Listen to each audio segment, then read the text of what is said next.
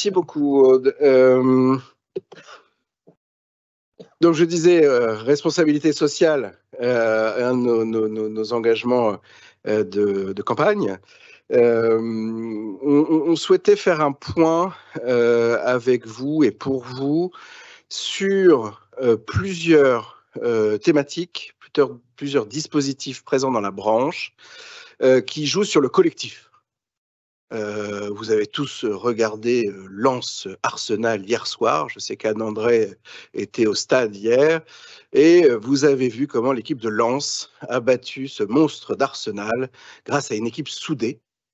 Vous ne connaissez pas un joueur et ils étaient présents. Ils étaient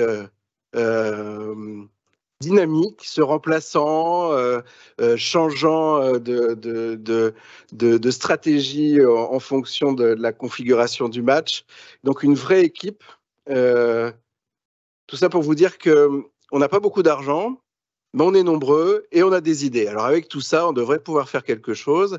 On a commencé à le faire il y a bien longtemps en matière de retraite. Et c'est la première fois qu'on évoque devant vous l'impact qu'il y a à l'application d'un accord de 91. Alors certaines d'entre vous n'étaient pas nés ou même pas un espoir de naissance. Et on pourra saluer, je pense, l'intelligence de nos anciens d'avoir mis en place un tel dispositif. Dispositif qui sera aussi interrogé dans le cadre de la réforme des retraites et de la loi dont va nous parler Marie tout à l'heure. Et puis, on va évoquer l'impact qu'a le collectif en matière de formation professionnelle et développement des compétences, mais aussi en protection sociale complémentaire, prévoyance et santé, vous donner des informations sur comment se crée un tarif, etc. Donc, ouvrir un peu le capot de nos régimes de prévoyance et de santé. Et donc, c'est pour ça que j'appelle maintenant Anne-André, Dorothée Bernard, Aurélie Delgove et Irène Pichon pour venir intervenir. Si j'ai bien compté les chaises, non, ça va être un peu compliqué.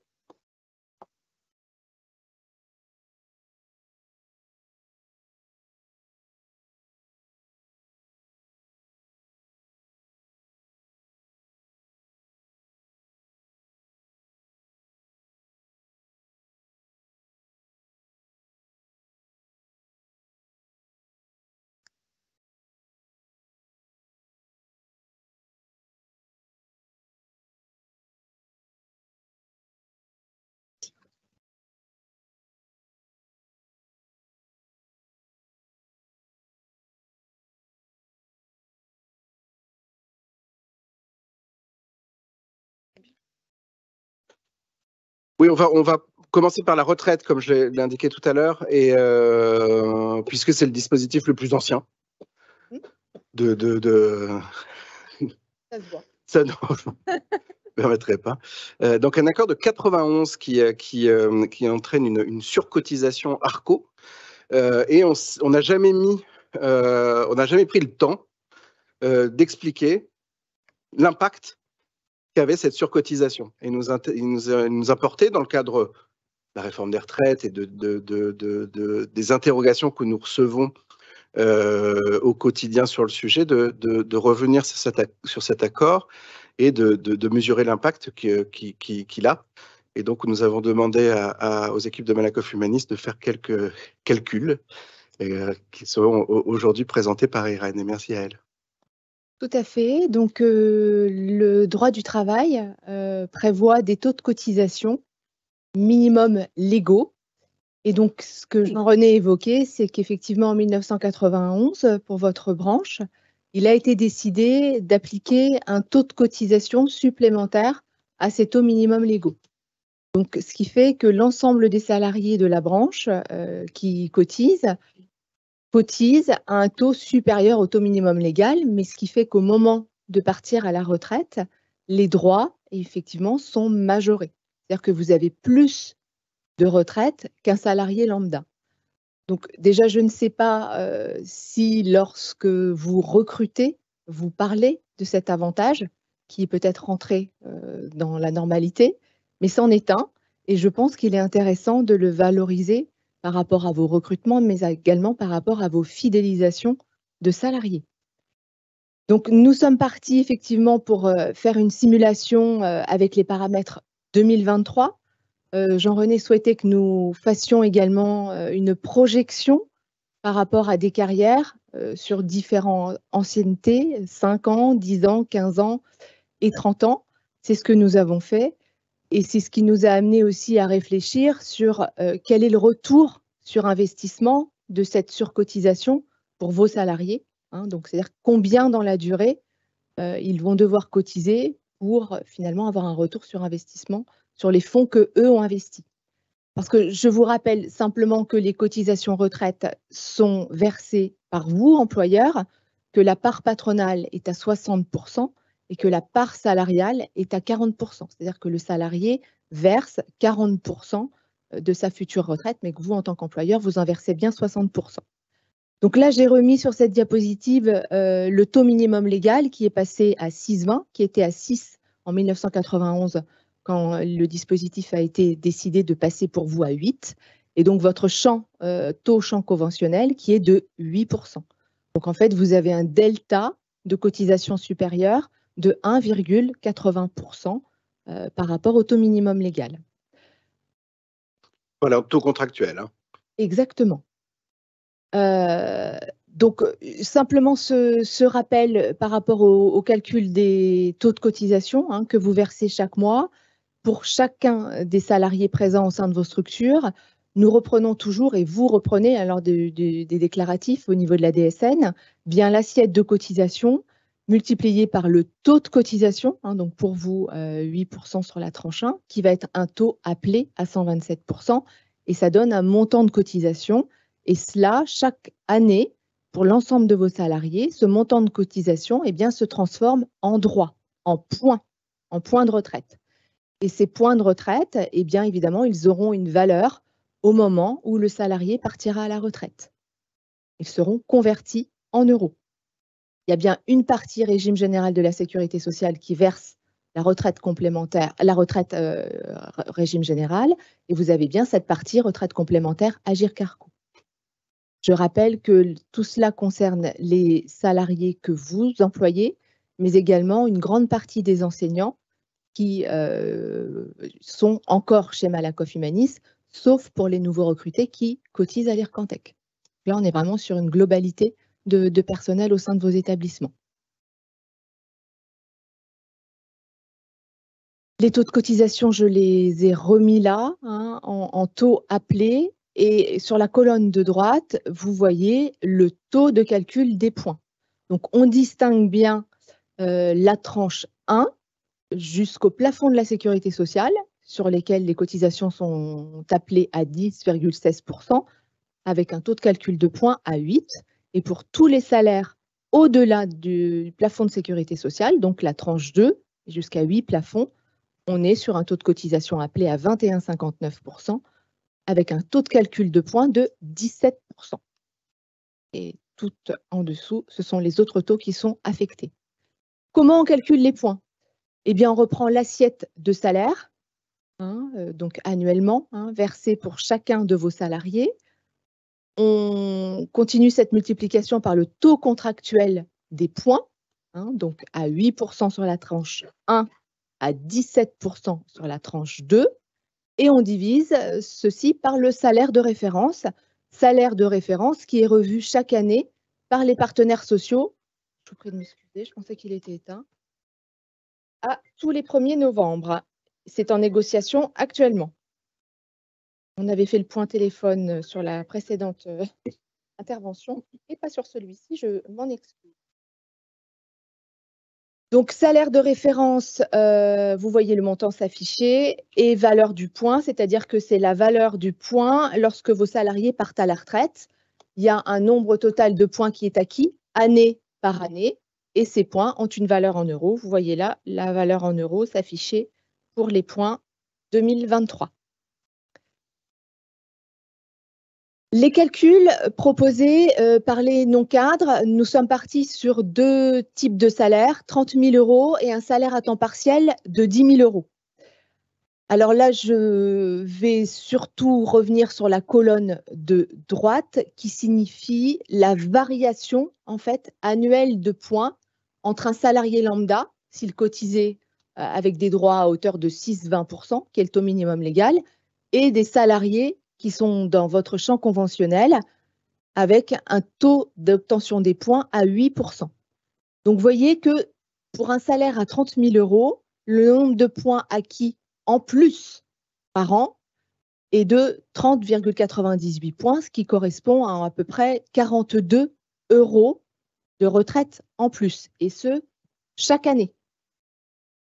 On raisonne bien à salaire constant avec les données que je vous ai présentées il y a un instant, donc salaire de référence, valeur du point, constant, ce qui n'est pas la réalité en fait, puisqu'on sait très bien que et le plafond de la sécurité sociale va évoluer, ainsi que notre salaire de référence et le prix d'achat du point. Pour le salaire à temps partiel, eh bien, c'est une règle de 3. On voit exactement la même proportion, un peu plus de 10 points pour un montant de retraite supérieur à 13,94 € en plus chaque année. Donc, en bas, je ne sais pas si vous voyez très bien, on a fait l'impact sur carrière avec la variation annuelle pour une ancienneté de 5, 10, 15 et 30 ans au sein de vos structures. Je crois quand même que les gens sont assez fidèles dans vos professions. En tout cas, les moyennes d'âge qui nous sont remontées le prouvent. Et vous voyez qu'en fin de carrière, eh bien, l'impact n'est pas négligeable, puisque pour un salaire de 30 000 €, on est sur un avantage annuel en plus de retraite de 1 254 €. Pour un temps partiel à 10 000 € annuel, on est sur un avantage de 418 € annuel en plus.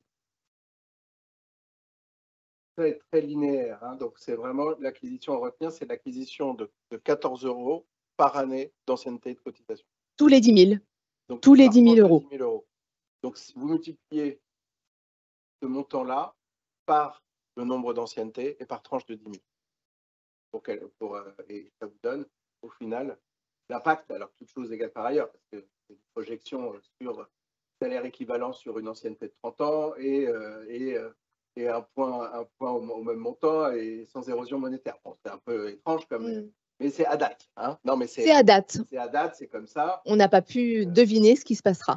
Deviner le passé, c'est déjà compliqué. Alors l'avenir, c'est ça. C'est plus difficile. Donc un impact non négligeable, ce que je disais, au bout de 15 ans, qui peut être une base assez raisonnable d'ancienneté. Un salaire de 30 000 €, ça fait une pension majorée mensuelle aux alentours de 50-55 €. Mensuel. Donc la question se pose. J'arriverai. Moi aussi, je me lance dans la comédie. Attention.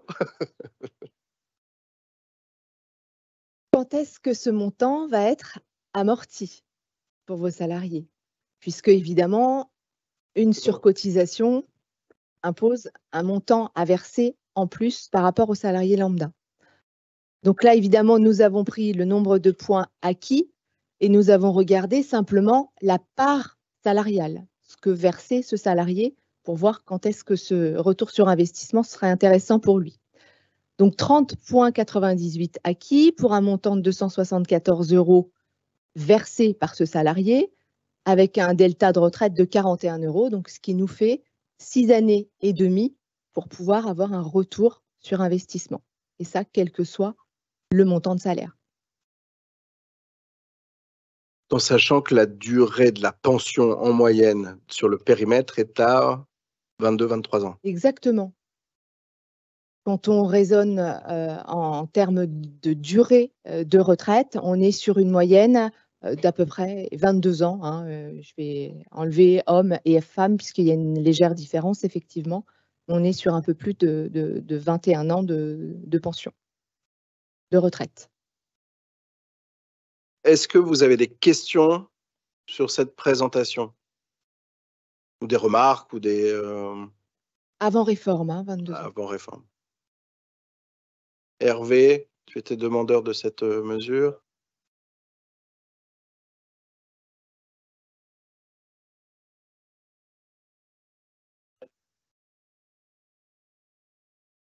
Tout à fait.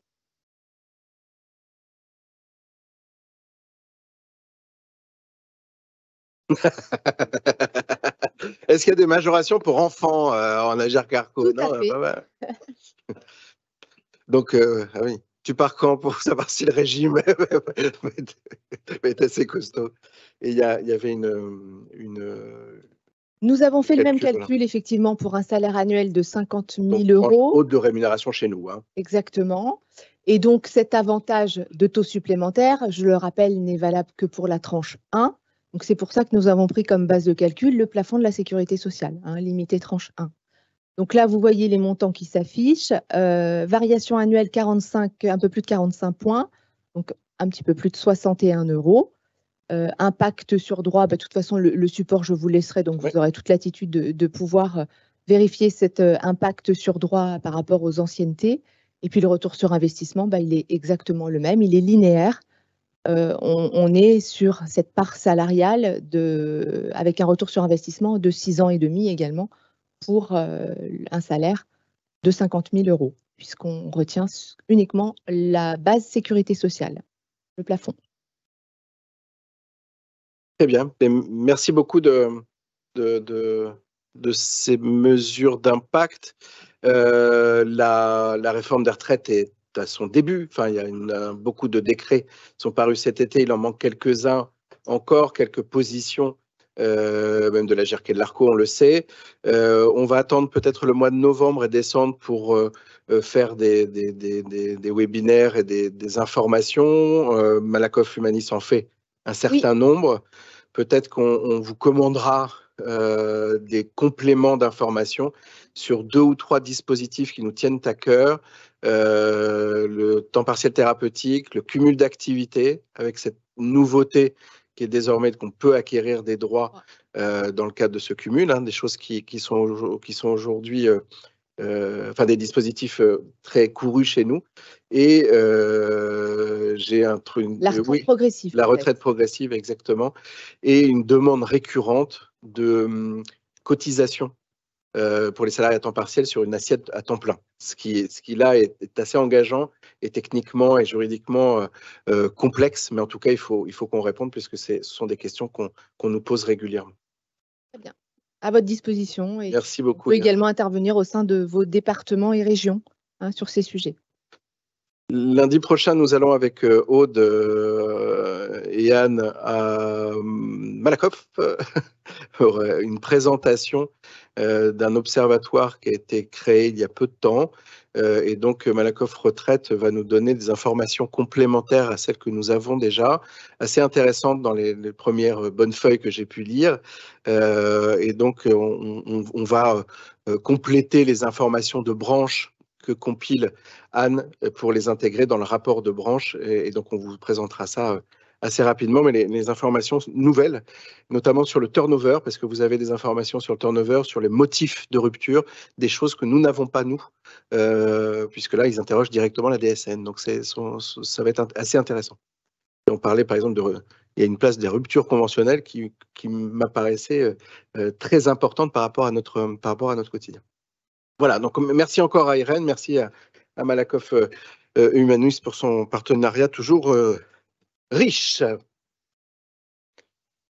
Et ça marche toujours pas. Mais je ne désespère pas. Est-ce que... Bon.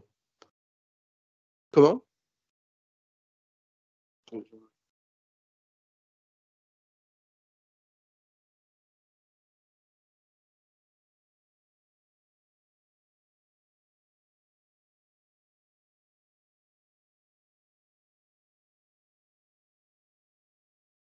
Non, normalement, ça fonctionne.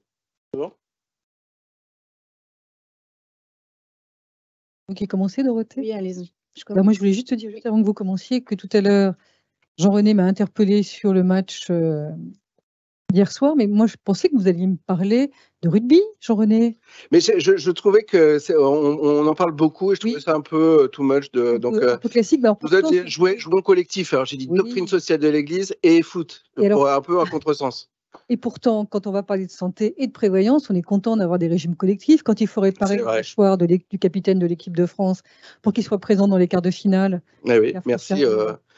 Non, mais je me suis renseignée. Hein, maxillo oui, bah oui. zygomatique. Il faut pouvoir rembourser ça, parce que ça coûte cher. Hein. Ouais. Donc, conclusion, quand on fait du rugby, il faut du collectif. Il faut du collectif. Il faut de la santé. Voilà, c'était juste pour merci. Avant de laisser la parole à Dorothée. Je ne vous ai pas présenté Anne André, qui est administratrice à la FNOGEC.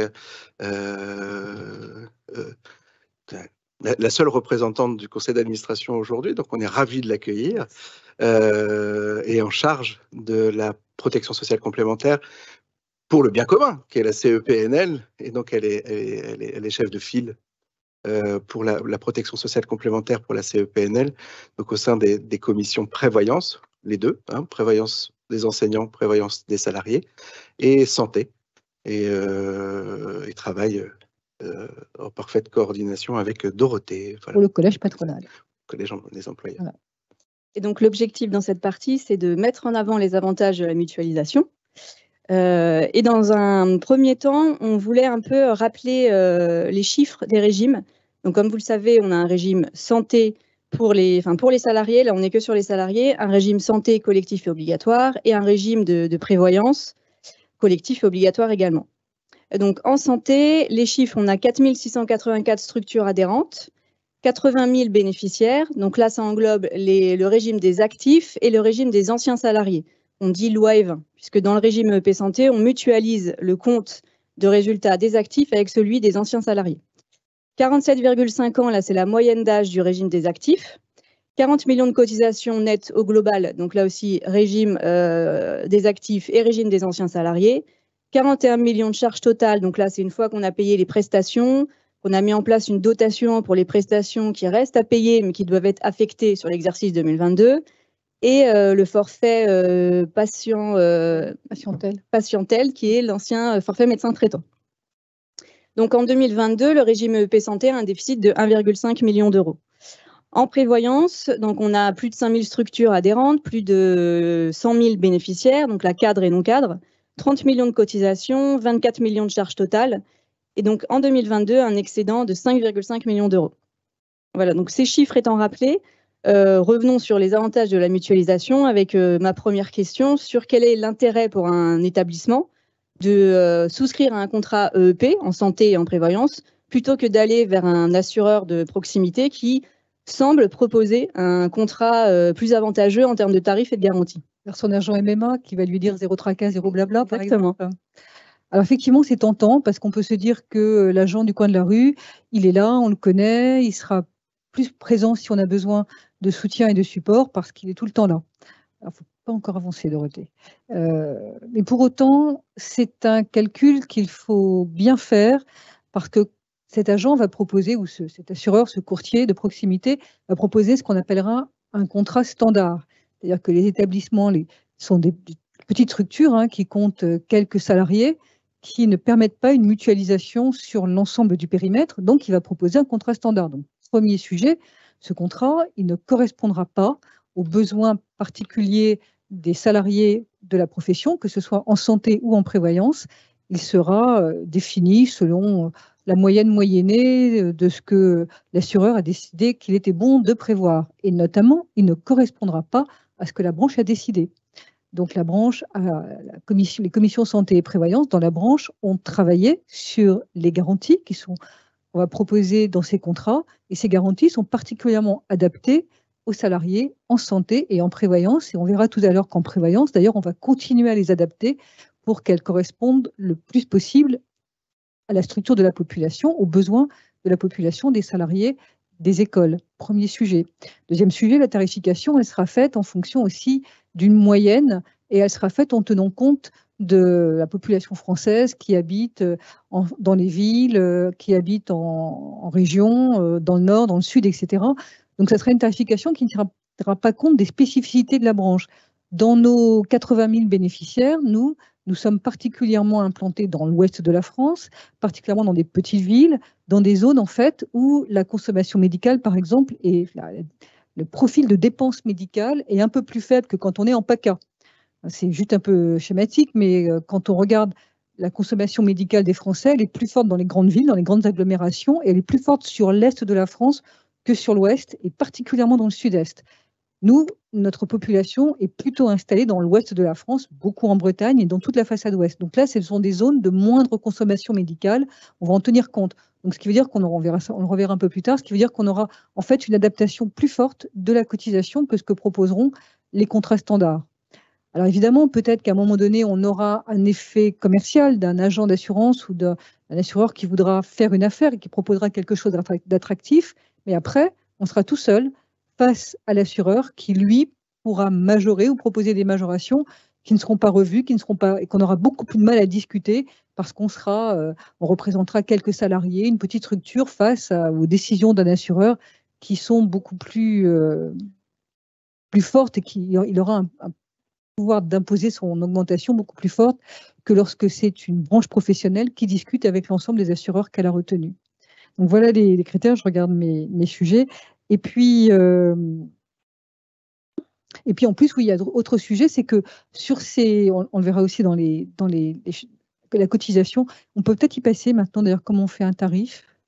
Voilà, on voit aussi que quand on fait un tarif, donc on a parlé de la population assurée, on a parlé de la localisation géographique, la base d'expérience et les sinistres payés, c'est-à-dire qu'en fait, on regarde comment les gens ont consommé, peut-être qu'ils ont consommé moins que le reste de la population française, et puis on aura aussi un sujet que sont les chargements, c'est-à-dire que quand on paye, quand on fait un tarif, on va regarder toute cette base d'expérience, ça va nous donner en fait, ça va donner à l'assureur en fait une estimation de ce que sera la consommation médicale de la population qu'il va assurer. Donc, soit une population bien spécifique quand c'est les commissions de la branche qui négocient, soit quand il prend la population française ou quelque chose d'un beaucoup plus large. Et après dessus, il va appliquer ses chargements. C'est ce qu'on appelle les chargements, c'est la part qu'il prendra pour ses services administratifs, ses services de gestion et la protection assurantielle de ses fonds propres. Bon, on ne va pas rentrer là-dedans, mais il va tenir compte de ça. Quand on est tout seul, eh bien, on aura des chargements qui pourront représenter 20%, 20-25% sur une petite structure. On va les négocier. On va les négocier parce qu'on apporte à la fois une population plus large et on apporte des gens avec un effort commercial pour l'assureur qui est beaucoup plus faible, puisqu'il y aura toute la communication qui sera lancée par la branche, qui fait qu'on va pouvoir demander aux assureurs de baisser ces chargements pour pouvoir, parce qu'ils auront tout le soutien de la branche et de la FNOGEC, et de la branche et des partenaires sociaux pour conduire en fait les établissements à s'assurer sur ces régimes. Ce qui fait qu'on aura en fait un service de l'assurance. Vous savez, c'est un critère que des journaux comme Que Choisir ou 60 millions de consommateurs regardent, c'est quelle est en fait la part d'argent qui est redistribuée. Ben, elle sera plus forte parce qu'il y aura moins de chargements. Donc pour tous ces éléments, en fait, souscrire auprès de la branche présente en fait un intérêt économique beaucoup plus intéressant dans la durée qu'aller prendre la proposition commerciale alléchante du moment que va proposer l'assureur. Nous, on va proposer quelque chose qui sera piloté dans la durée, beaucoup plus stable dans la durée. Et en plus, on va pouvoir vous garantir le fait que si vous souscrivez le contrat de la branche professionnelle, on sécurise les aspects juridiques que sont tout ce qui est la mise en place de l'acte, c'est-à-dire qu'en fait, il n'y a pas besoin de faire une décision unilatérale d'entreprise, de la diffuser, etc. Il y a juste à diffuser la notice, on sécurise tous ces points-là. Donc, grâce à l'énergie de tout le monde, là, c'est 5 ou 10% de moins en chargement sur l'acquisition commerciale, pour faire simple. C'est ça. Facile, oui. Parce qu'on me dit qu'il y a un assureur qui s'est glissé dans la salle, hein, mais je ne veux pas le pointer du doigt. Mais... Non, mais il y a plein d'assureurs dans la salle. Il y a plein d'assureurs dans la salle. Quand ils m'écoutent, ils ne vont peut-être pas être contents parce qu'ils vont peut-être se dire oui, mais nous, on veut augmenter les chargements. Mais ça, voilà, par exemple, si vous voulez, c'est une très, très bonne remarque, Jean-René. Les assureurs, en ce moment, sont tous dans une logique de vouloir augmenter la part d'argent qu'ils ont pour gérer, pour leur propre fonctionnement. Quand on est tout seul, quand on est face à un assureur seul et qu'on a un tarif standard, on ne peut rien négocier, rien. C'est le tarif, point. On peut avoir un effet commercial la première année, mais c'est tout. Alors que dans la branche professionnelle, on discute de ça avec eux très longuement. Très longuement, on regarde, on n'accepte pas ce qu'ils donnent, Comme ça, on va négocier, on va écouter leurs arguments. Et si jamais on accepte une majoration des tarifs, on demandera des contreparties. Ces contreparties seront sur une qualité de service, seront sur plus de digitalisation pour apporter plus de services aux affiliés, pour pouvoir avoir des outils, des Internet, des outils sur leur smartphone qui sont plus efficaces. Donc en fait, on aura tout ce poids qui permettra d'obtenir le meilleur de ce que les assureurs peuvent produire. Bravo. Donc une fois ces généralités sur le tarif précisées, là on va rentrer dans le vif du sujet avec les cotisations 2024, puisqu'on s'était posé la question sur quelle tendance pour 2024 en santé et en prévoyance. Sachant qu'en santé, donc là la première slide, je vous laisserai commenter sur le déficit de la sécurité sociale et puis également le désengagement annoncé, je vous en avais déjà parlé, de la sécurité sociale qui ne remboursera plus certains soins et donc les complémentaires santé devront prendre le relais. Alors, c'est vrai que maintenant que je vous dis qu'on allait négocier en fonction de l'expérience de consommation, de l'endroit où sont les gens, de l'âge, etc., malheureusement, le tarif va aussi être dépendant des décisions de l'État. Puisqu'en fait, nous sommes, les régimes, aussi bien en santé qu'en prévoyance, mais surtout pas de la santé, sont complémentaires à la sécurité sociale. Donc, ils viennent compléter un remboursement de la sécurité sociale. Et si ce remboursement de la sécurité sociale évolue, eh bien, la complémentaire va reprendre plus en charge, en fait. Et pourquoi est-ce que la sécurité sociale se désengage? Il y a deux graphiques qui me paraissent assez indicatifs, assez parlants. C'est les déficits de la sécurité sociale jusqu'en 2021 et projetés. Alors, jusqu'en 2021 pour la courbe verte. Donc, vous voyez qu'en 2019, je ne sais pas si vous vous souvenez, le gouvernement était en train de chanter Alléluia parce que le déficit était presque résolu. On voyait arriver l'équilibre de la sécurité sociale pour 2020.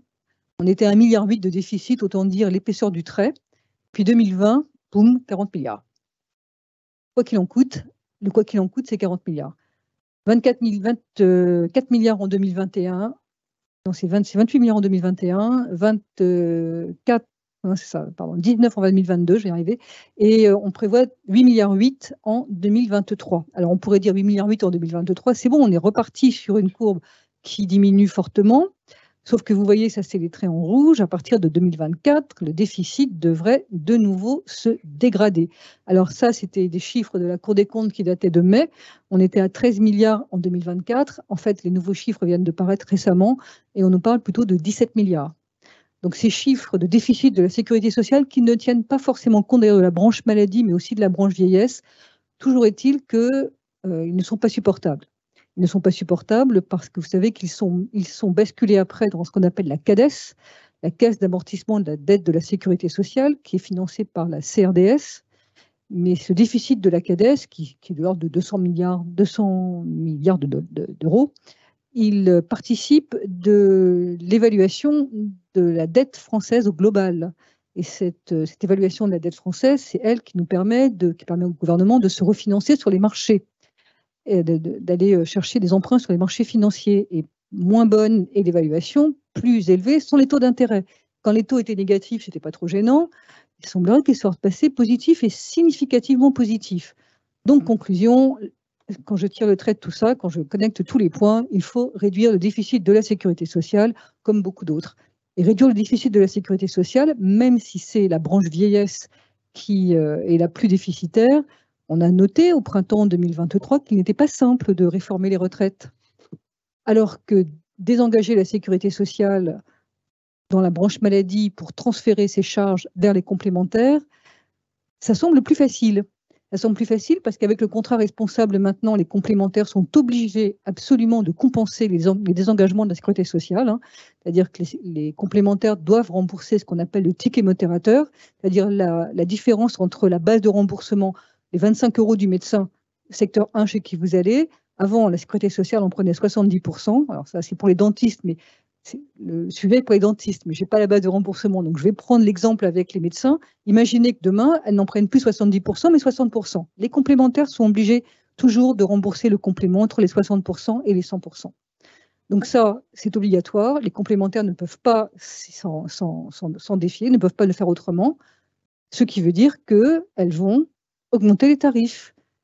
Et on pourrait avoir une communication, on pourrait supposer une communication qui serait du style « Mais comment les complémentaires augmentent les tarifs, mais c'est scandaleux, avec tout l'argent des assureurs, comment ça se fait ?» C'est un peu plus facile à passer qu'expliquer qu'on réforme les retraites. Tout ceci pour dire qu'on est dans un contexte où je vois un avenir assez bouché, assez gris sur le fait qu'on va continuer. On va continuer à avoir des désengagements et on va continuer à avoir des demandes de majoration de la part des assureurs, non pas sur la consommation médicale qui dériverait de la part des salariés ou des affiliés, mais sur le fait que la charge complémentaire à la sécurité sociale augmente. Et d'ailleurs, il y a certaines mesures qui sont connues. Donc là, on a eu déjà, enfin, le 1er octobre 2023, le transfert, ce que vous disiez, donc de la partie de la sécurité sociale sur les complémentaires santé, donc sur le dentaire, donc le détartrage, donc là où, ce que vous disiez, les complémentaires santé prendront plus que ce qui était déjà le cas. La revalorisation des tarifs des consultations des médecins, donc secteur 1, secteur 2, donc là, 25 €, on est à 26,50 €. C'est ça. Et 30 €, 31,50 € pour les secteurs 2. L'augmentation du ticket modérateur des transports sanitaires. Donc là, ticket modérateur, donc contrat responsable, donc uniquement sur la partie complémentaire. La revalorisation des tarifs hospitaliers de 7%. Donc là, c'est un peu comme la revalorisation des tarifs de consultation, finalement. Oui, c'est-à-dire qu'en fait, chacun prend sa part et les complémentaires prendront la leur. La sécurité sociale va plus rembourser, mais les complémentaires aussi. Alors, vous voyez, il y a des mesures de transfert. Celle-là, c'est vraiment de l'allègement de la charge de la sécurité sociale et puis des mesures de revalorisation des prestations, puisqu'on sait que quasi l'ensemble des professions médicales se plaignent du fait que leur base de remboursement, leur tarification n'est pas suffisante.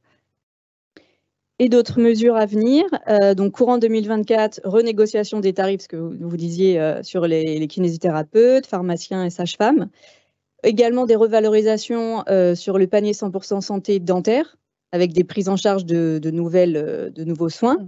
Également en discussion, on aurait des prises en charge de nouveaux actes, comme par exemple les fauteuils roulants ou l'orthodontie des mineurs. Oui, on espère que non, mais donc plusieurs mesures à venir qui vont forcément peser sur les régimes de EEP santé, là, sur les régimes de complémentaires santé. Et donc en termes de cotisation pour 2024, on a une estimation. Oui. Alors on a une estimation, c'est-à-dire que jusqu'à présent, nous avons vraiment fait ce que j'expliquais tout à l'heure dans la commission santé dans laquelle siègent et les partenaires sociaux et donc le collège employeur. On a vraiment cherché à minorer toutes les prestations. Je vais d'abord dire ce qu'on a fait avant de répondre à la question de Dorothée, c'est-à-dire que, par exemple, l'année dernière, les assureurs étaient tous en train de nous dire il faut majorer de 7%. Nous avons beaucoup réfléchi, nous sommes beaucoup réunis et nous n'avons pas pris les 7% qui étaient annoncés, mais 4% en fait. On a minoré cette demande de majoration. Vous savez, les assureurs, tous les ans, arrivent avec une majoration portefeuille. La majoration portefeuille, c'est un jargon de notre métier. J'ai fait un métier pendant longtemps. Dans cette profession, la majoration portefeuille, c'est celle qui s'applique à tous les contrats standards, celui qu'on souscrit chez l'agent MMA. Donc, c'était 7% l'année dernière, et donc, ils sont arrivés en disant il faudrait majorer de 7%. On leur a dit oui, on a entendu, ça sera 4. Et ils ont tous été contents et d'accord qu'on majore de 4. Cette année, les majorations portefeuille qui sont annoncées par les assureurs, elles sont encore plus élevées. Et malheureusement, elles sont fondées sur énormément sur ces désengagements. Et ces désengagements, nous les subissons. On n'aura pas d'effet de branche, d'effet de notre population sur la part des engagements. Elle va être mécanique, en fait. On prend les consommations de l'année dernière, on regarde ce que ça donne, et mécaniquement parlant, on paiera plus cher. C'est vraiment pas un effet de modération de la consommation de la part des affiliés, des salariés, quoi que ce soit. C'est juste l'État qui transfère ça directement sur les complémentaires. Et donc, pour répondre à la question de Dorothée, on est sur des majorations qui seront de plus de 10%. Et sur le marché, on est entre 10 et 15 en ce moment. Donc, on sera dans cette fourchette-là. Donc, ça sera une augmentation. Oui, c'est pas la meilleure nouvelle qu'on ait. Heureusement, on a des nouvelles un peu plus sympathiques en prévoyance à vous donner pour terminer. C'est pas la nouvelle la plus sympathique, mais elle est constitutive de ce que j'ai présenté sur les déficits et sur les mesures que prend le gouvernement pour réduire ce déficit et donc transférer vers les complémentaires, sachant que les complémentaires, leur financement, c'est votre poche. Vous avez des questions sur cette partie santé ?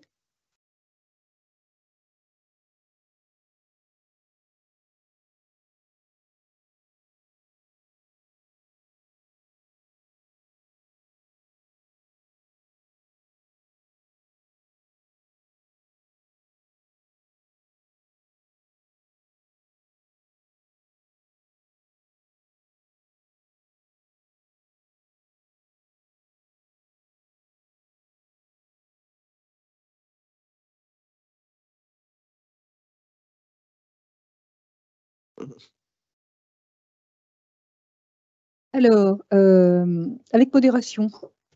Nous appliquerons la parabole avec modération. C'est-à-dire que s'ils sont très, très difficiles, enfin, ceux qui ne sont pas dans la mutualisation, pour beaucoup, ce sont des gros établissements. Des gros établissements qui, ayant un nombre de salariés suffisant, ont pu négocier des contrats sur mesure. Et parce qu'en fait, quand on a 10 salariés, on ne peut pas négocier un contrat sur mesure, on prend le standard que propose ce fameux agent MMA. Quand on en a 200, 300, 500, on peut négocier un contrat sur mesure et on peut avoir un comportement à peu près celui que j'ai décrit sur les négociations que la commission frais de santé a avec les assureurs. Donc ça veut dire qu'on peut avoir des garanties supérieures ou pas inférieures non, mais supérieures avec des prix, des cotisations famille par exemple, et pas des cotisations telles qu'on les a organisées nous. On peut avoir un contexte particulier. Donc la question, si vous voulez, c'est que ces organismes, bien évidemment, on les écoutera, on verra avec eux, mais il n'est pas question non plus qu'ils viennent amener leur déficit. Et on ne va pas non plus dire, OK, vous êtes déficit. Si vous présentez un nombre de cotisations, un point important, et vous allez déséquilibrer la branche. C'est bien. Vous voyez ce que je veux dire, la mutualisation, c'est pas quand je suis bénéficiaire, je vais ailleurs, et quand je suis déficitaire, j'y reviens. C'est un peu facile, c'est un peu simple. Donc on regardera. Ouais. Oui, on regarde. C'est pour ça que je vous dis, ça sera avec modération. On ne dira pas non, mais on regardera avec modération et avec tact et mesure. Voilà. On fera ça comme les médecins secteur 2 qui font des dépassements d'honoraires. Nous, on fera ça avec tact et mesure. Je n'ai pas dit non, mais on regardera précisément pour pas que ça vienne changer tout ce qu'on a mis en place et que tout d'un coup, on soit plus capable de piloter correctement et que les établissements qui sont là depuis 2016 et qui ont suivi, qui ont été dans cet esprit de mutualisation, tout d'un coup, on leur demande une majoration plus forte que ce qui est nécessaire parce que quelqu'un très déficitaire soit venu. Mais on ne dira pas non, on regardera ce qui se passe et on proposera des solutions d'intégration. Très bien. J'ai une mauvaise nouvelle. J'avais demandé à Diego León, président en CPN Santé et Prévoyance, de faire une vidéo. Il nous l'a envoyée, mais pour des raisons techniques, il nous est impossible de la passer en direct. Donc, on le passera sur le site internet pour téléchargement. Je m'en excuse auprès de lui. Je ne sais pas s'il nous écoute, mais je suis vraiment désolé. Il est en instance, donc j'imagine qu'il n'a pas pris 5 minutes de son temps. Donc, je suis vraiment désolé parce qu'il a passé du temps pour faire cette vidéo et cette capsule. Donc, voilà. Mais là, techniquement, c'est compliqué. Donc, je crois qu'on va basculer en prévoyance, du coup. Toujours un peu étonné, moi, de ces mesures infra-annuelles pour fixer un budget. En année civile, c'est quand même un peu compliqué. Et on sent quand même, et on verra tout à l'heure en matière de formation professionnelle, qu'on n'est plus maître de son destin, quoi. Et on a quand même un peu de marge de manœuvre. Alors, je suis comme la dame tout à l'heure sur l'aide aux aidants. Je peux vous en parler jusqu'à 3 h du matin. On aurait pu se faire ce concurrence. Mais... Là, j'ai rugby, moi. Oui, voilà. Mais, effectivement, je suis d'accord avec vous. Je pense que vous voyez bien l'état des déficits. On ne peut pas, on peut pas échapper au redressement de cette branche. Non, mais on se souvient en 2013-14 aussi de ces constats-là, se dire la généralisation, c'est la contrepartie, un désengagement de la sécurité sociale. Oui. Pour ceux qui sont un peu spécialistes dans la salle, on a entendu parler beaucoup il y a quelques années, si vous vous souvenez, il n'y a pas si longtemps que ça, il y a 2-3 ans, de la grande sécu. La grande sécu. En fait, la grande sécu n'a pas été mise en place, ou en tout cas, peut-être de manière larvée, parce que ces manières de se désengager vers les complémentaires, c'est réguler totalement les complémentaires et qu'elles sont si régulées qu'on se demande si elles ne sont pas finalement une annexe de la sécurité sociale. Comme l'usine retraite. Donc pour faire le pendant en prévoyance. Merci de ces bonnes nouvelles.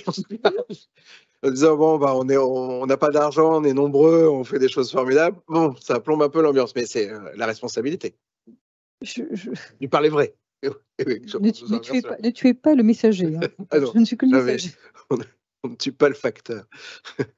En prévoyance, on a des bonnes nouvelles. Pour faire le pendant en prévoyance, là, la majorité des régimes de prévoyance au niveau national connaissent une augmentation dans l'absentéisme. Oui.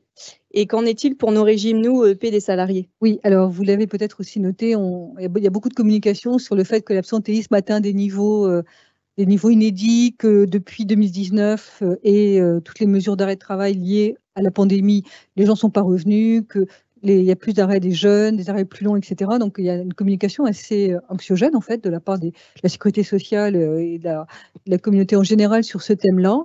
Et d'ailleurs, je parlais des mesures portefeuille santé qui étaient au-delà de 10% pour les assureurs. En prévoyance, il y en a aussi, et elles sont à 5%. Donc en fait, on voit que c'est des régimes qui dérivent et qu'il y a une double pénalité pour ces fameux contrats standards, que ce soit en santé et en prévoyance. Nous, en fait, en prévoyance, tout à l'heure Dorothée l'a présenté avec le premier slide, on a un excédent. La prévoyance présente un excédent tarifaire, donc cet excédent ne rentre pas dans la poche de l'assureur puisque nous avons mis en place, parce que nous sommes suffisamment nombreux et que nous avons un pilotage fait à la fois grâce à des actuaires conseils et par l'implication des partenaires sociaux de la branche. Donc nous avons un dispositif financier qui fait que quand il y a des excédents, ils viennent dans une réserve qui nous aurait permis, par exemple, de financer les effets de la réforme des retraites si elle avait été du même acabit que celle de 2011, ou qui nous permettent de financer des améliorations de garantie, de financer des choses plus sympathiques quand c'est le cas. Et donc là, on a des excédents, on alimente la réserve, et donc nous avons discuté, le collège employeur a proposé aux partenaires sociaux qui les ont acceptés des améliorations de garantie. Je vous laisse les présenter. Oui, deux améliorations de garantie, donc une rente éducation en systématique. Donc là, l'idée, ce serait que l'ayant droit d'un salarié décédé puisse en systématique percevoir une rente d'éducation jusqu'à ses 23 ans. Et d'ailleurs, Anne, vous pouvez expliquer les motivations des partenaires sociaux de mettre cette rente en systématique au détriment du choix, soit d'avoir une rente, soit d'avoir un capital. Alors ça, pour moi, c'est vraiment... C'est une mesure essentielle d'avoir des rentes d'éducation systématiques pour plusieurs raisons.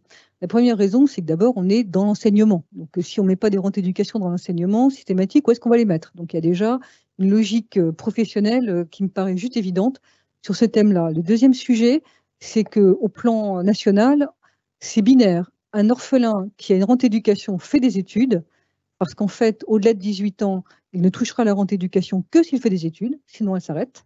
Donc un orphelin, juste cette motivation financière, hein, un orphelin qui a une rente éducation fait des études, un orphelin qui n'a pas de rente éducation n'en fait pas. Et à titre d'une branche professionnelle, permettre ou inciter fortement des orphelins à faire des études, ça me paraît juste normal, ça me paraît le rôle d'une branche professionnelle.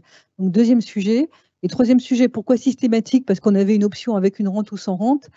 Eh bien ça, quand on avait des familles, des parcours familiaux classiques dans les années 50, pourquoi pas? Sauf que maintenant, s'il y a décès, on ne sait pas si la personne qui va devoir faire le choix de la rente, si c'est bien le coparent des enfants qui sont à charge.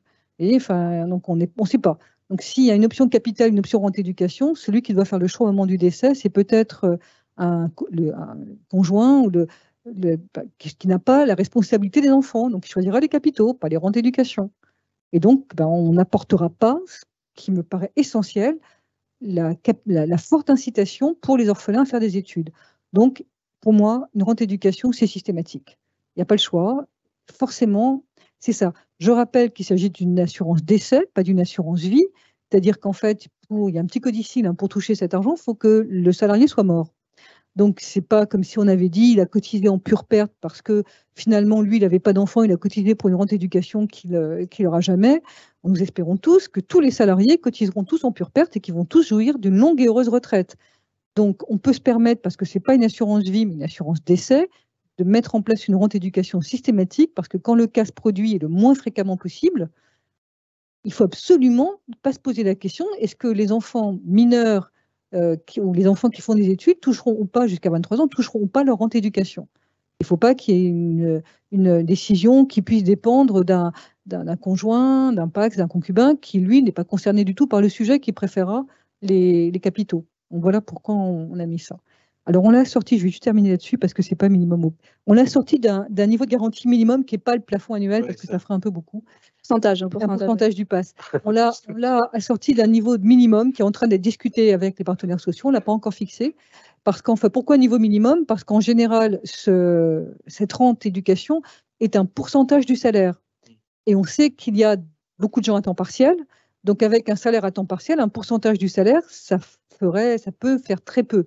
Donc, on prendra un pourcentage du plafond annuel de la sécurité sociale pour garantir qu'en fait, un enfant orphelin, s'il touche 10% de 10 000 euros, ben, c'est moins que 10% de 43 000 euros. Donc, voilà, donc on mettra ce pourcentage en fonction du plafond annuel pour gommer les effets négatifs d'un temps partiel sur cette rente éducation. Voilà.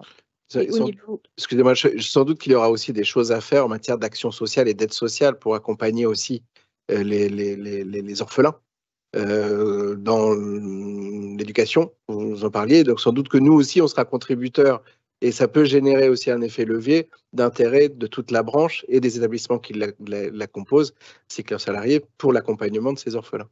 Donc, et si je peux juste me permettre, concernant les orphelins, la réglementation au niveau de la réforme des retraites évolue aussi en ce sens, puisque jusqu'alors, seules les retraites complémentaires permettaient une rente orphelin de père et de mère.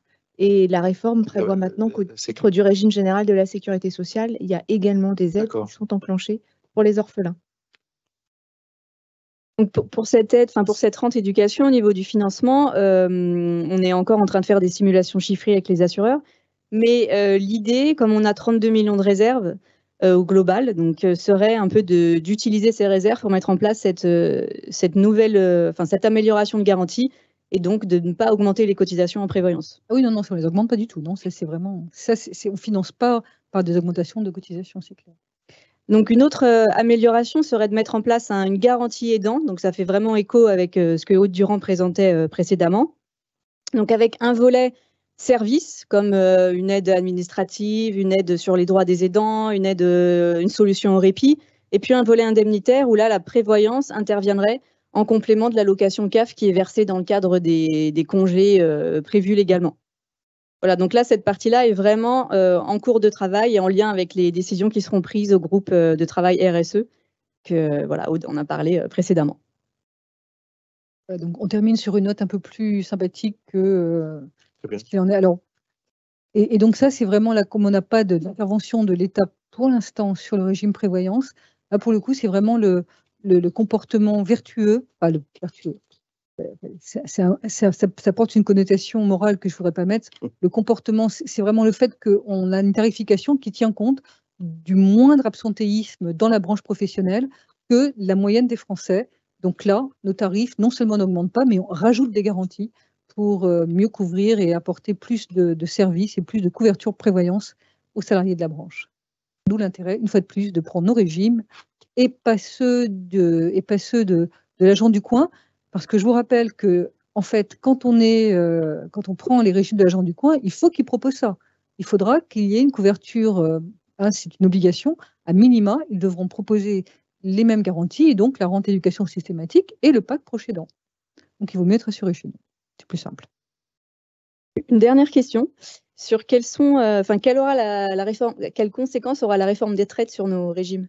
Alors oui, j'en ai parlé tout à l'heure, la réforme des retraites de 2023, heureusement, n'a pas impliqué une augmentation de 2 ans de prise en charge des invalides supplémentaires pour les jusqu'à 64 ans, comme ça avait été le cas en 2011. Donc, il n'y a pas de conséquences immédiates de conséquences de majoration immédiate sur les cotisations prévoyance, comme ça avait été le cas en 2011. En revanche, puisque l'objet de cette réforme, c'est de faire en sorte que les Français restent plus longtemps au travail en entreprise, elle aura des conséquences sur la consommation médicale, puisque j'ai une mauvaise nouvelle encore, c'est que plus on vieillit, plus on est malade, plus on dépense pour ses frais de santé et plus on risque d'être malade, plus on risque d'être en arrêt maladie. Donc on verra dans les 5 à 10 ans qui viennent la consommation médicale, le nombre d'arrêts de travail augmenter du fait de l'augmentation de l'âge moyen des salariés en entreprise. Plus les salariés sont jeunes, moins ils consomment, plus ils sont âgés, plus ils consomment. C'est pas très joyeux, mais c'est comme ça. Et donc, la réforme des retraites augmentera l'âge moyen et donc augmentera la consommation. Mais ce sera pas, c'est pas un phénomène immédiat. Il y a pas de majoration qui soit demandée tout de suite. Simplement, ça arrivera au fil des années. C'est 2%, c'est ça, par an, de dérive C'est 2% par année. par année Alors, c'est pas 2% par an systématiquement, c'est 2% par année d'ancienneté supplémentaire. supplémentaire. Mais on passera pas une année d'ancienneté supplémentaire tout de suite. Ouais. C'est pas, l'âge moyen n'augmente pas d'un an tous les ans. Ça Ouais, voudrait dire qu'on recrute pas de jeunes et que tout le monde reste et qu'il n'y a pas de démission. Donc en fait, On l'âge vieillit, moyen évoluera. on vieillit plutôt- d'un trimestre par an, nous. Oui, c'est ça. On a C'est ça. trouvé D'un une trimestre. trentaine de... Donc c'est pas 2%, parce que c'est une question.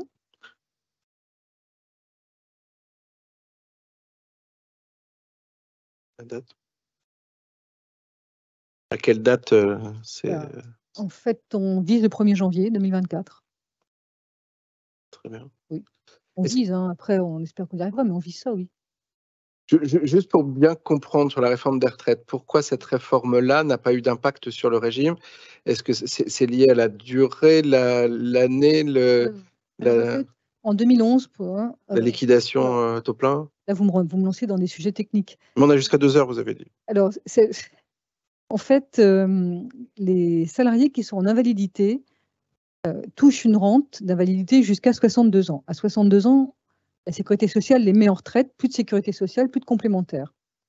En 2011, c'était 60 ans, et les invalides qui étaient à 60 ans, donc il y avait des provisions mathématiques qui étaient constituées pour faire face à la rente qui était payée, donc ça c'est la loi E20, donc l'assureur a l'obligation de constituer une provision mathématique pour payer jusqu'à l'âge de départ en retraite, 60 ans, donc les provisions étaient constituées, et puis on leur dit, ah c'est plus 60, c'est 62. Donc il y avait 2 ans de plus à payer et pas de provision mathématique constituée pour ces 2 années-là. Donc les assureurs ont dû tout de suite payer 2 ans de plus, enfin ont dû s'engager à payer 2 ans de plus, sans avoir eu le temps de constituer les provisions mathématiques. Donc ils sont arrivés en disant, ah ben moi j'ai plus d'argent là pour payer les 2 ans qui viennent, donc il faut augmenter les cotisations de 15% pour pouvoir payer les 2 ans qui restent à courir. Dans cette réforme 2023, l'âge de la retraite a été porté à 64 ans, mais le départ en retraite, la mise en retraite des invalides est resté à 62 ans. Donc, on n'a pas ces 2 ans qui ne sont pas financés D'achat de provision, à couvrir. d'engagement du risque. Pas une question. Oui, parce qu'on part en invalidité entre 50 et 52 ans en moyenne. Oui. Donc, plus vous rallongez, 2 ans sur 10 ans, ça fait 20%. Donc, on arrive au 15%. Donc C'est ça.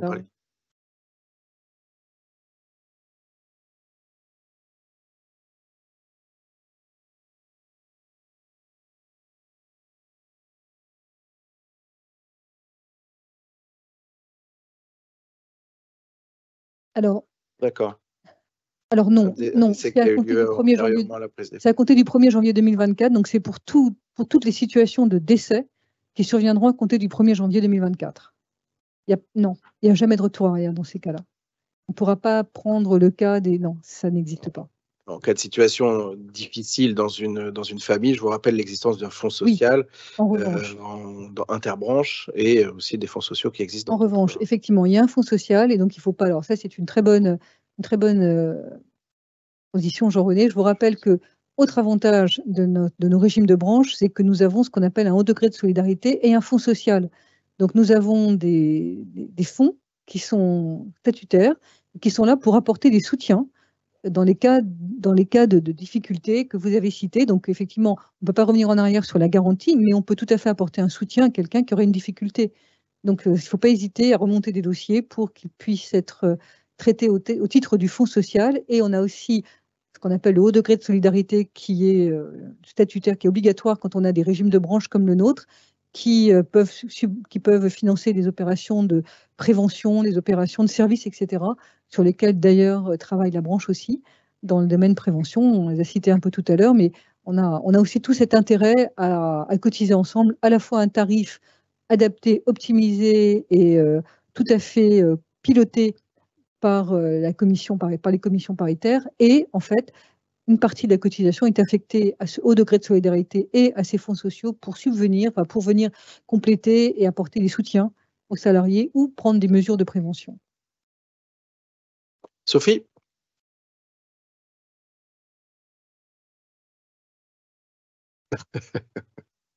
C'est quoi le délai ? Il y en aura une bientôt. Alors, comme vous avez entendu qu'on avait des mesures qui étaient assez peu populaires en matière de santé, en fait, on comprend bien qu'il faut bien expliquer pourquoi on va proposer une majoration qui sera à 2 chiffres en frais de santé. Elle est en train d'être discutée, hein, mais probablement elle sera, à cause de ces désengagements, dans la même veine que ce qui se passera sur le marché. Et donc, on va beaucoup communiquer pour expliquer pourquoi, comment, d'où ça vient.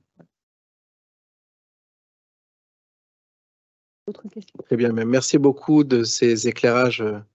C'est passionnant et c'est vraiment très clair. On y voit plus clair, enfin en tout cas moi. Bravo, et je crois que nos intérêts sont bien gardés grâce à vous, mesdames, grâce aux organisations syndicales ici présentes. Oui, on pourrait leur demander ce que vous en pensez. On va demander aux organisations présentes avec moi en commission si vous avez des commentaires à rajouter, non? Pas de commentaires Non? Vinciane non plus. Vinciane, mais pas de commentaires à rajouter? Vous voulez pas rajouter quoi que ce soit? J'ai retranscrit vos pensées, les pensées de la commission. Parfait. Très bien, et bravo pour le travail aussi en passerelle qu'on note avec des régimes de prévoyance, avec la CPPNI, ce qui n'était pas gagné au début lorsqu'on a lancé tout cela, avec les CPN prévention. Donc bravo, et bravo à Dorothée qui est la cheville ouvrière de tout cela, et donc bravo à elle. Alors, elle n'est pas la cheville ouvrière, elle est la clé de voûte. Oui, c'est moi le terme, mauvais terme. Vous êtes la clé de voûte, Dorothée. Vous êtes merveilleuse.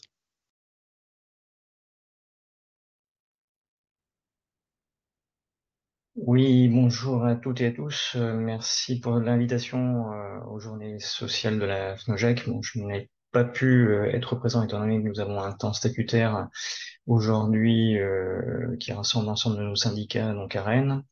Il m'a été demandé d'intervenir et merci pour l'invitation sur plusieurs points. Le premier point concerne le suivi et le pilotage des régimes de protection sociale. Et c'est un point très important étant donné que il convient d'insister que le pilotage est bien paritaire et c'est donc un pilotage partagé entre organisations syndicales de salariés et organisations patronales, et c'est un avantage puisque le régime n'est pas piloté par les assureurs mais bien par les partenaires sociaux. Ça a l'air de rien, mais c'est un point très important puisque voilà, c'est nous qui tenons le gouvernail malgré les demandes parfois des assureurs. Autre point important, c'est la question de la transparence des comptes, puisque nous avons accès en toute transparence aux éléments comptables, voire éventuellement il est possible de vérifier le ligne à ligne.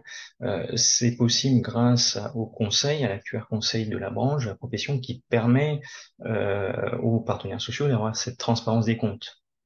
Donc le conseil peut, la profession donc, peut décider d'auditer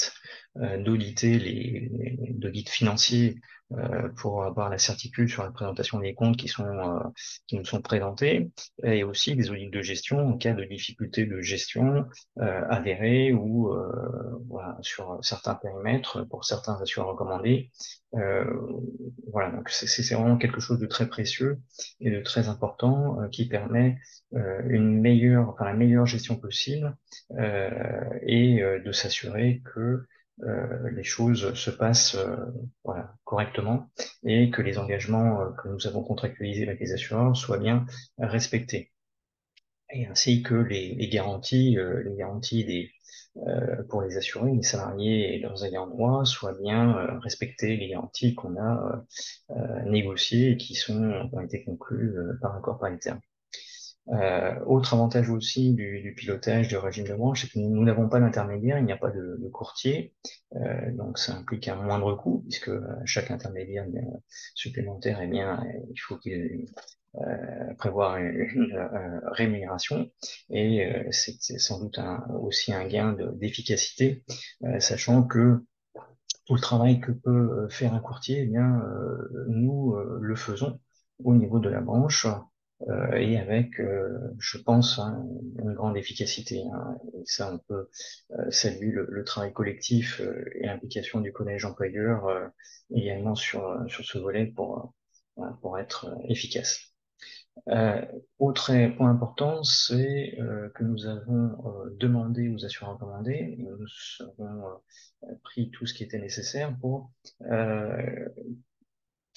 pour instaurer des indicateurs et qu'en gestion, les paramétrages soient faits de façon à piloter le plus finement le régime.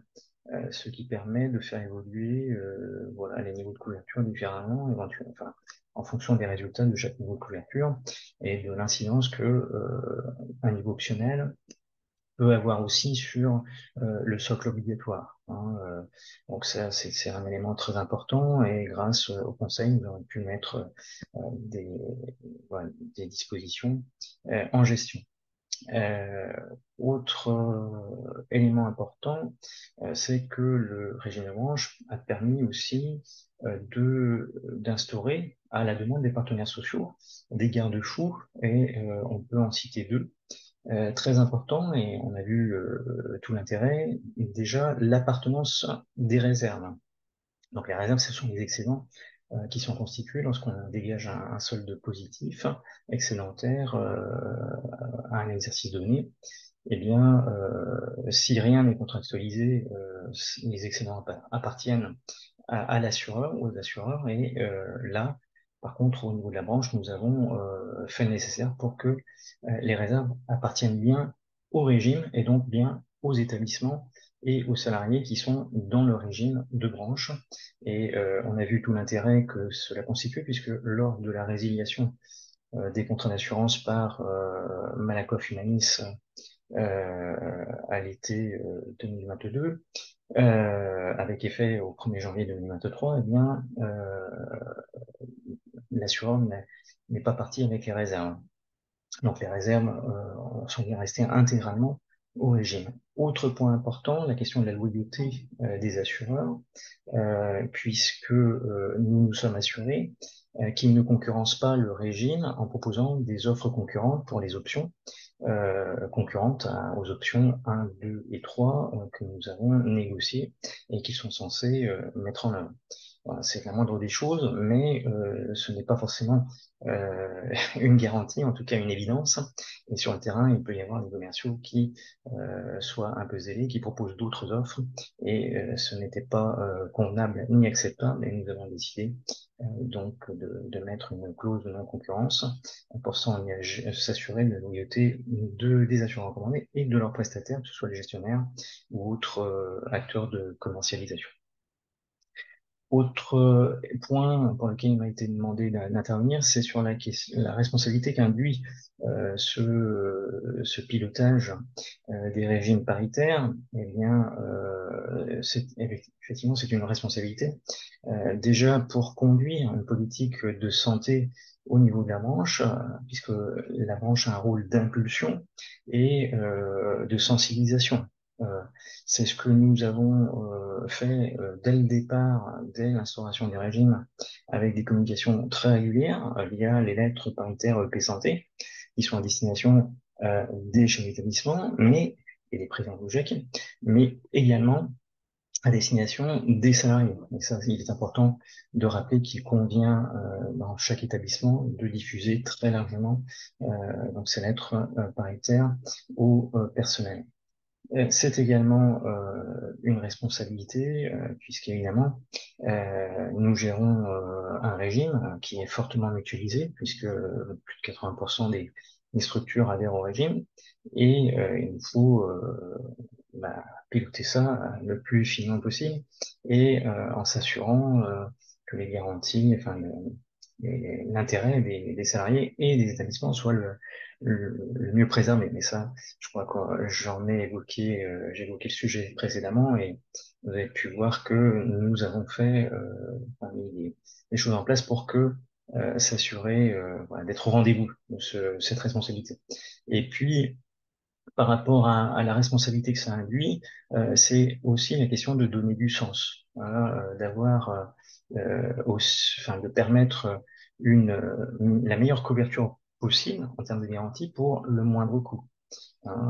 Et ça, c'est ce que permet aussi une grande mutualisation, puisque si on utilise sur 3 salariés, par exemple, qui est un peu extrême, bien sûr, mais c'est sûr que s'il y a une hospitalisation, le régime va être très rapidement déséquilibré. Alors que si on a, comme dans le régime, plus de 80 000 salariés ou enfin bénéficiaires, eh bien, on amortit les coûts durs isolés, quoi.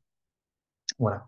Et ça permet aussi de lisser la hausse des cotisations qui, grâce au pilotage des réserves, de façon à éviter des hausses trop brutales de cotisations d'une année sur l'autre.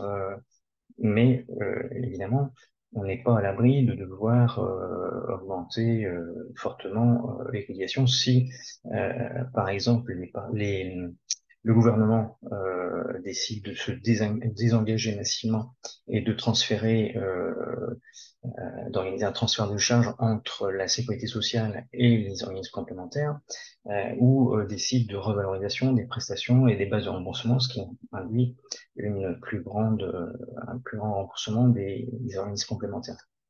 Donc on n'est pas à l'abri non plus de ces impacts extérieurs, et puis aussi d'une hausse de consommation médicale qu'il convient d'essayer de maîtriser le plus possible. Et c'est ce qu'on essaie de faire via les lettres EP Santé, en sensibilisant donc les salariés sur tout ce qui leur permet de réduire leur reste à charge en recourant aux réseaux de soins qui sont proposés par les assureurs recommandés, ce qui permet sur des postes très coûteux comme l'optique ou le dentaire ou autre médecine douce, de réduire le reste à charge grâce à des tarifs qui ont été négociés directement par le réseau avec les professionnels de santé. Donc ça, c'est un point très important, et ça permet aussi de mettre en avant l'utilité aussi de certains dispositifs décidés par les pouvoirs publics comme le 100% santé, qui permet un reste à charge nul sur les équipements d'optique, de bioprothèses et dentaires, enfin en tout cas sur les équipements qui sont dans le 100% santé. Donc c'est un élément qui est très important, et on voit l'intérêt de faire de la pédagogie, puisque dans la branche, nous avons un taux de recours au réseau de soins qui est bien supérieur à 50%, et donc et qui est bien supérieur à ce qu'on constate en moyenne dans les autres branches, et ce qui montre quand même l'intérêt de faire de la pédagogie et d'insister régulièrement auprès des salariés sur les dispositifs qui sont intéressants pour eux, quoi. Autre et dernier point sur lequel il m'a été demandé d'intervenir, c'est le degré élevé de solidarité. Eh bien, c'est quelque chose qui permet, un peu peut-être abscon, mais c'est lié à la recommandation des assureurs, et c'est ce qui permet d'agir et de mettre en place des droits qu'on appelle non contributifs, c'est-à-dire sans contrepartie de cotisation, pour aider ceux qui en ont le plus besoin, et donc mettre en place plusieurs types d'actions.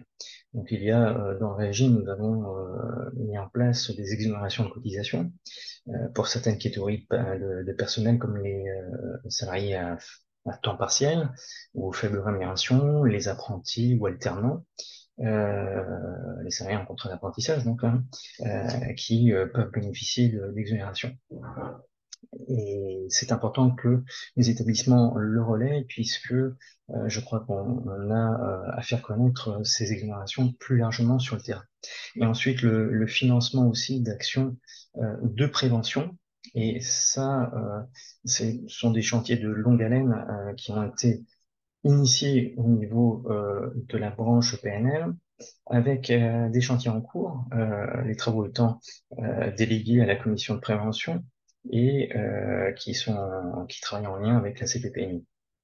Et il y a des travaux qui ont été engagés, notamment en cours sur les risques psychosociaux et les TMS, notamment, hein, pas que.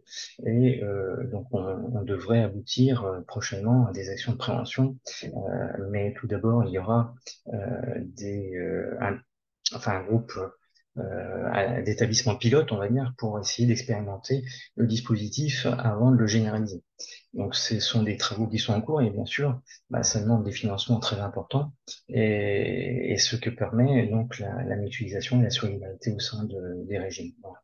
Donc, c'est un point très important d'être solidaire, puisque ça permet de mettre en place des dispositifs qui sont nécessaires pour, encore une fois, réduire la sinistralité, c'est-à-dire essayer de contenir la hausse de la consommation médicale, hein, qui est très importante d'année en année, ou également d'enrayer la hausse des arrêts de travail et des invalidités, ce qui est voilà, c'est très coûteux pour les régimes de protection sociale, que ce soit complémentaire santé, mais encore plus sur les régimes de prévoyance. Donc c'est vraiment un point très important pour lequel l'implication de tous est nécessaire, et la branche a un rôle de pilotage par rapport à ces chantiers-là, si on veut avancer collectivement. Voilà, il faut y travailler, et on essaie de mettre en place des choses à disposition des établissements et en ce sens, et on a besoin que les équipes s'en emparent en concertation avec un dialogue social nourri, parce que il n'y a que comme ça que les actions de prévention peuvent être efficaces lorsqu'elles sont concertées entre employeurs et organisations syndicales représentant les salariés ou élus au comité social et économique. Voilà, et bien, je vous souhaite de bons travaux, et voilà, j'aurais aimé encore une fois être avec vous, mais je ne le pouvais pas matériellement, et je vous souhaite une très bonne fin de journée. Merci.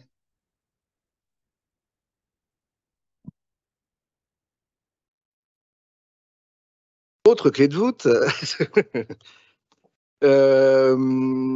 Deuxième mauvaise nouvelle, nous avions convié Michèle Coirier, qui est vice-présidente du SNEL et présidente des commissions paritaires en formation, à venir nous présenter les impacts du collectif en matière de formation professionnelle. Malheureusement, elle a subi une petite opération chirurgicale et elle n'a pas pu se déplacer de Rennes. Enfin, elle a l'habitude de Rennes d'ailleurs, c'était, je crois que c'est dans le 22 hein, de mémoire. Et donc, Aurélie se trouve isolée, esselée, mais on va à deux, je crois, on va tenter on ne remplace pas Michèle Coirier, mais en tout cas de tenter de présenter à deux voix l'intérêt du collectif en matière de formation. Je vais commencer, Aurélie, ou Non, allez-y. vous voulez là comme vous voulez. C'est de l'improvisation. Hein, je rebondissais tout à l'heure sur les propos d'Anne André sur notre destin et le fait que des réglementations étatiques nous imposaient des règles de gestion très sévères et avaient un impact considérable sur les résultats de nos régimes en matière de protection sociale, enfin spécifiquement en santé, moins en prévention, où on est plutôt dans le long terme. Hein, là, il s'agit de 5-10 points de capacité de financement. Vous parlez de simplicité, de sécurité, de cotisation au juste prix. Ben, dans cet environnement-là, c'est un peu compliqué. C'est ce que nous vivons en matière de formation professionnelle depuis la réforme de 2018. On a de cesse que de le répéter avec Aurélie. L'opérateur Acto fait ce qu'il peut avec les moyens qu'on lui donne. Et le monde a changé en matière de formation professionnelle.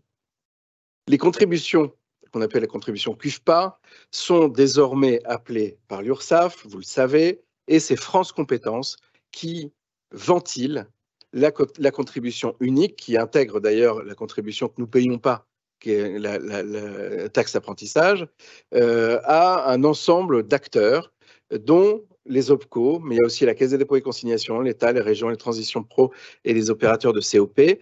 Et c'est en fonction de choix politiques que l'argent redescend dans les caisses de tel ou tel acteur. L'OPCO n'est pas un OPCA, il ne collecte plus et n'est plus maître de son destin. Il ne maîtrise rien en matière de ligne budgétaire. Il négocie sa com tous les 3 ans, et il a une visibilité aujourd'hui de ses capacités de financement internes en octobre 2023, alors que la convention doit être signée sur 2023, 24, 25.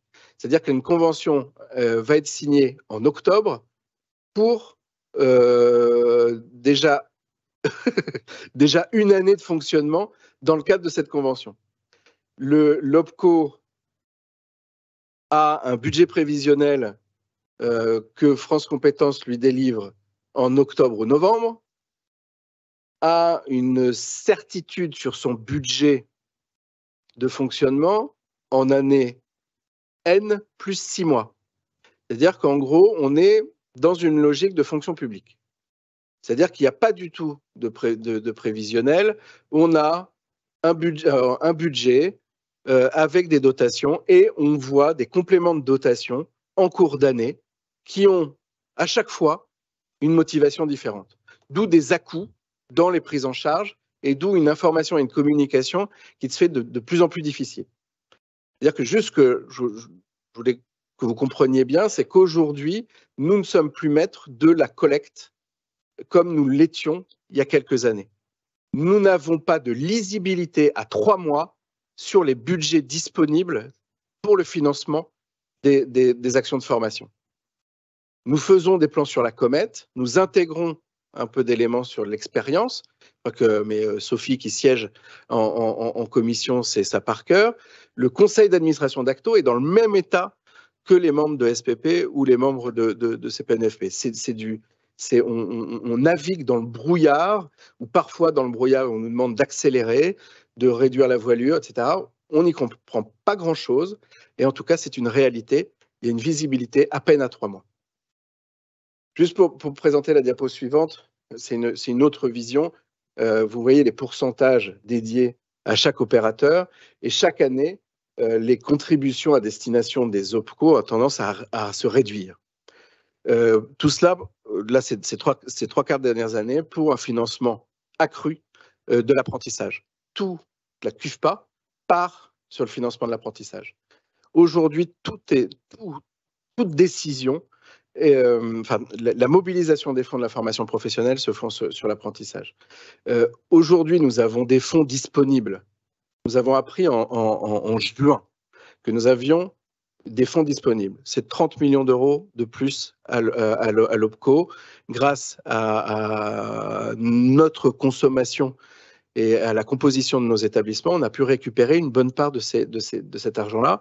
Pas grand-chose, mais 3 millions d'euros, c'est 10% de la somme alors que nous pesons 2% de la collecte, c'est pas mal. Et donc, on récupère cet argent, mais pour des raisons comptables, pour des raisons de politique à France Compétences, on n'est pas assuré de pouvoir décaisser en temps et en heure cet argent qui est pourtant a rempli nos caisses cette année. C'est-à-dire que, en gros, il faut qu'on décaisse dans les 3 mois l'argent qui nous est arrivé en cours d'été. Alors, nous, coup de bol, c'est qu'on a malgré tout une consommation qui s'accroît en fin d'année civile, puisque notre année commence là où l'année civile se termine, à peu de choses près. Donc, on a une capacité de mobilisation, notamment sur une politique de certification. Mais imaginez les autres branches qui n'ont pas cette capacité de mobilisation, c'est impossible. Et on ne peut pas décaisser, on peut pas engager, contrairement à ce qu'on faisait auparavant, engager l'argent et décasser à 6 mois. Il faut absolument que les 2/3 de la somme engagée soient décaissées dans les 3 mois, c'est-à-dire avant la fin de l'année scolaire, de l'année civile. Donc on a et à défaut de décaissement, tout l'argent remonte à France Compétences, et donc vous comprendrez que là ça vient en déduction du déficit lié à la politique très dynamique d'apprentissage. Cependant, ou malgré tout cela, on est une branche, compte tenu encore une fois, de la composition de notre branche, avec beaucoup d'entreprises de moins de 50 salariés, assez bien servies dans la mutualisation de l'OPCO Acto. La composition des autres branches chez Acto fait qu'on reçoit beaucoup plus que ce qu'on collecte. Et donc, on a un impact et un effet levier à intégrer ce collectif. Nous vous présentons tous les 3 mois, je crois qu'à chaque fois qu'on se voit, on vous présente des nouvelles règles de gestion. Ça ne manque pas aujourd'hui. Des nouvelles règles de gestion pour éponger ou pour permettre une consommation accrue à l'automne. Il n'y a plus de plafond pour les entreprises de moins de 50 salariés qui était de 3 000 € par an, et cela pour de la fin d'année, tout en sachant que les dossiers pour être traités devront être déposés avant le 30 novembre. Donc, on vous dit, allez-y, open bar, déposez des dossiers, formez votre salarié. On vous le dit le 4 octobre et vous avez 1 mois et demi pour organiser les départs en formation. Je ferme cette petite parenthèse. Donc, on vous le dit. Maintenant, tentons l'impossible, mais voilà où nous en sommes. Alors, on a de l'argent, c'est ça qui est le plus scandaleux, c'est qu'on a de l'argent, mais on n'est pas sûr de pouvoir le dépenser. Donc, pas de budget. Donc, pour ceux, et là, je pense aux établissements peut-être de plus grande taille, pour ceux qui ont des projets, je pense aussi aux UDOGEC, aux UROGEC, aux DDEC et aux établissements du second degré de moins de 50. Allez-y, c'est le moment. On nous a dit, côté Acto, qu'on mettait les moyens pour gérer ces dossiers.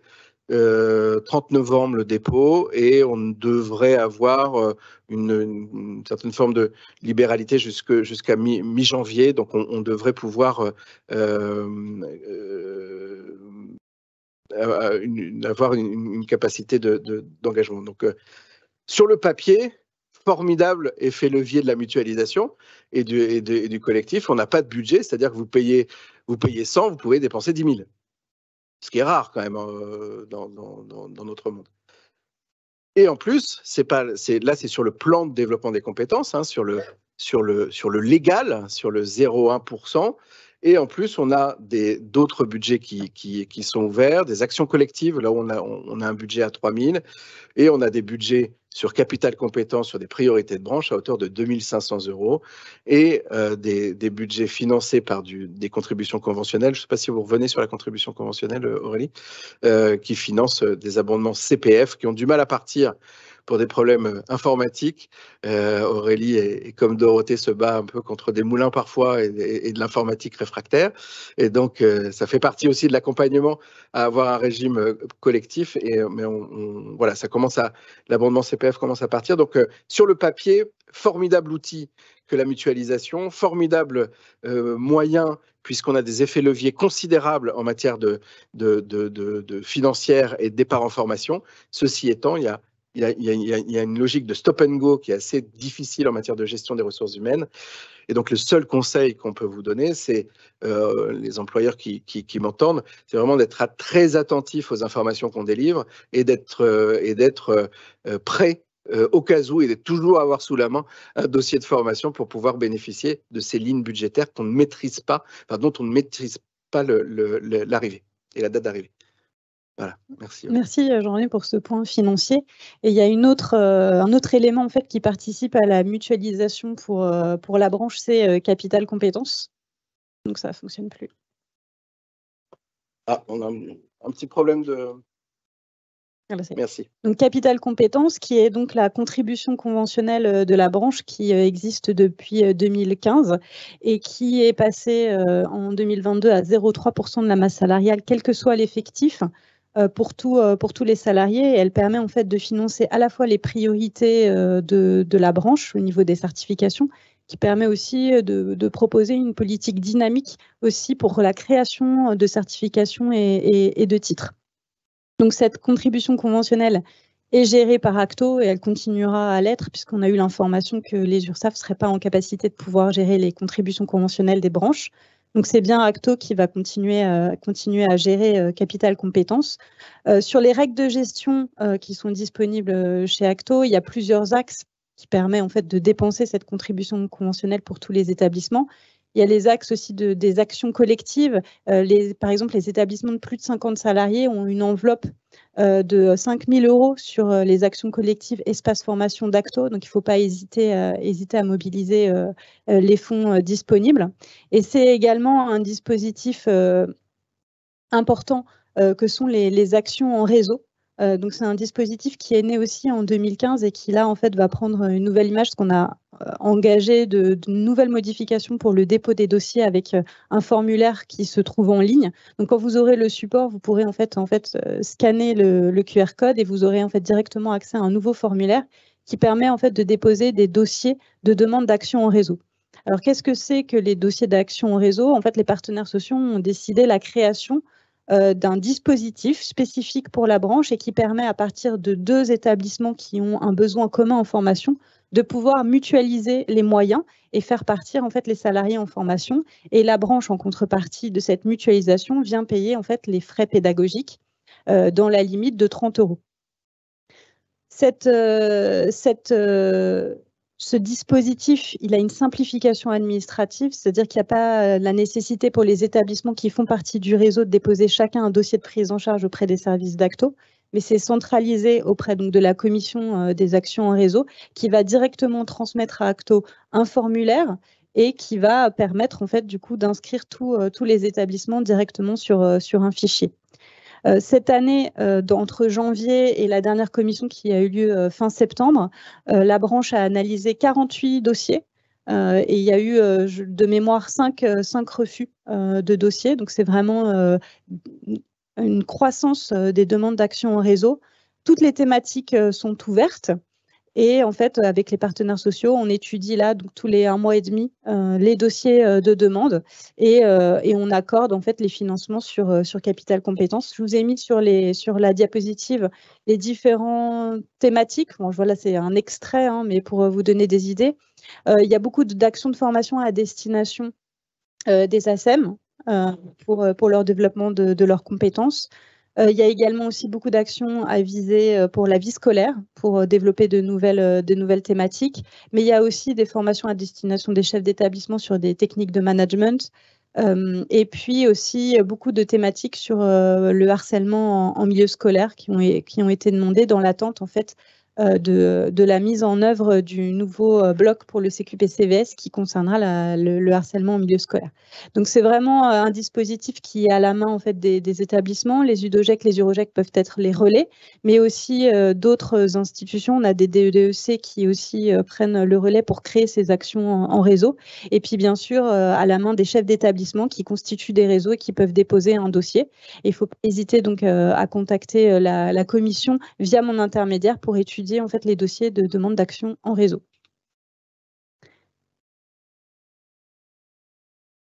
Voilà. Est-ce que vous avez des questions par rapport à ces actions? Est-ce que vous voulez rajouter des éléments, peut-être? Non? Parce que je sais que...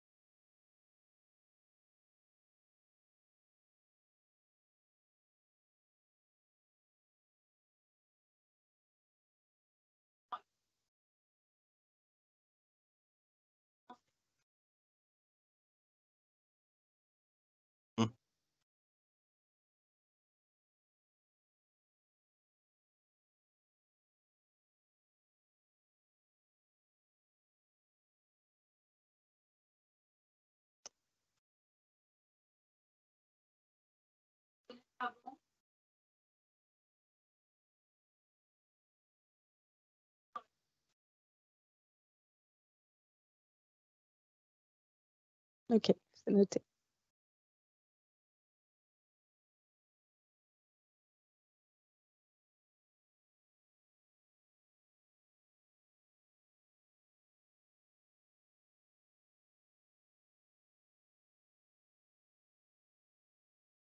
C'est ouvert maintenant. Enfin, ça a toujours été en fait au démarrage, c'était des actions sur mesure dans le sens où en fait on voulait répondre à un besoin terrain, mais on s'est rendu compte en fait que le sur mesure en fait c'était aussi très bien de pouvoir l'élargir et le dispositif il est là pour faciliter le départ en formation des salariés qui ne seraient peut-être pas partis en formation s'il n'y avait pas eu ce dispositif. Donc c'est là aussi tout l'intérêt et d'une étude spécifique sur chaque dossier par les partenaires sociaux.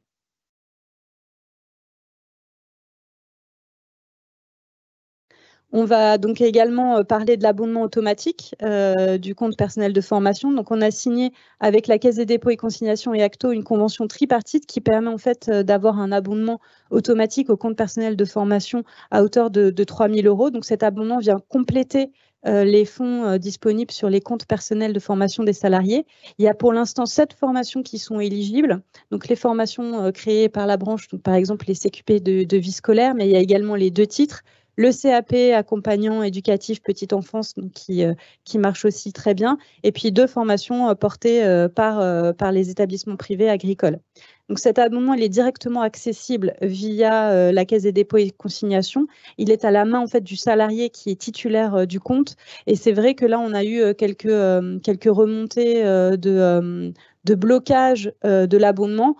Soit parce qu'en fait, l'IDCC qui remonte dans le cadre de la DSN n'est pas celui des branches. Donc là, ça pose souci. Donc, il faut bien vérifier en amont que les changements de code IDCC ont été faits sur les bulletins de salaire. Également, des problèmes entre des salariés qui avaient un double compteur, droit public et droit privé, et qui n'ont pas en fait sélectionné le compteur droit privé au moment en fait de la saisie du dossier, donc ils ne pouvaient pas bénéficier de l'abondement, et également des salariés qui avaient dépensé l'intégralité de leur montant disponible, puisqu'en fait l'abondement est éligible à partir du moment où on a 1 euro sur son compte. Voilà. Et donc voilà, c'est des cas qui se règlent progressivement.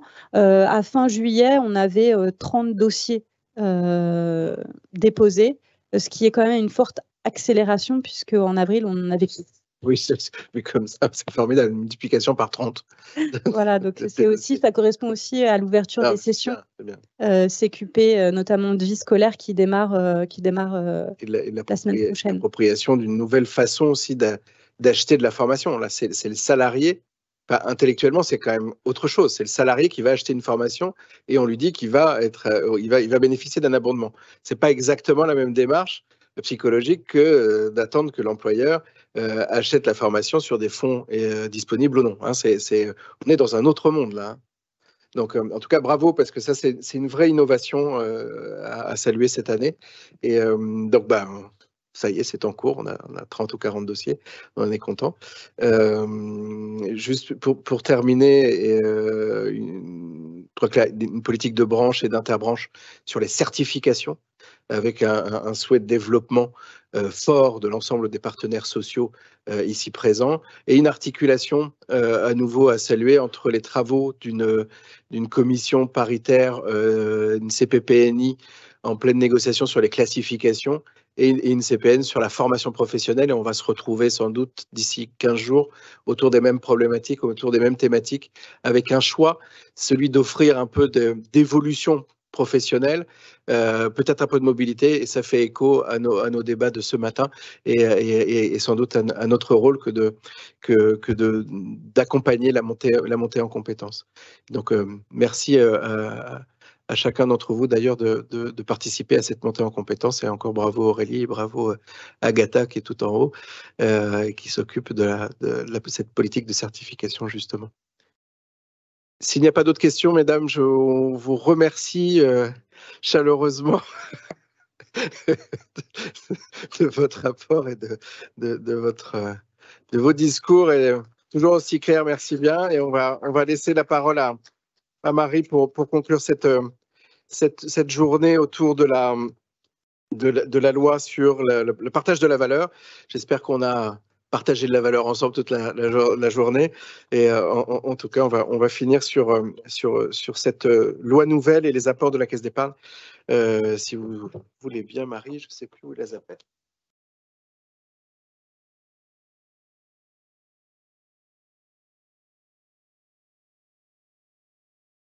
On va le faire en 10 minutes. Hein. Attendez, je ne sais pas dans quel sens. Ah, voilà. Alors, effectivement, je pense qu'on a pas mal partagé de valeurs aujourd'hui. Là, on s'était dit qu'on dirait 2 mots en conclusion.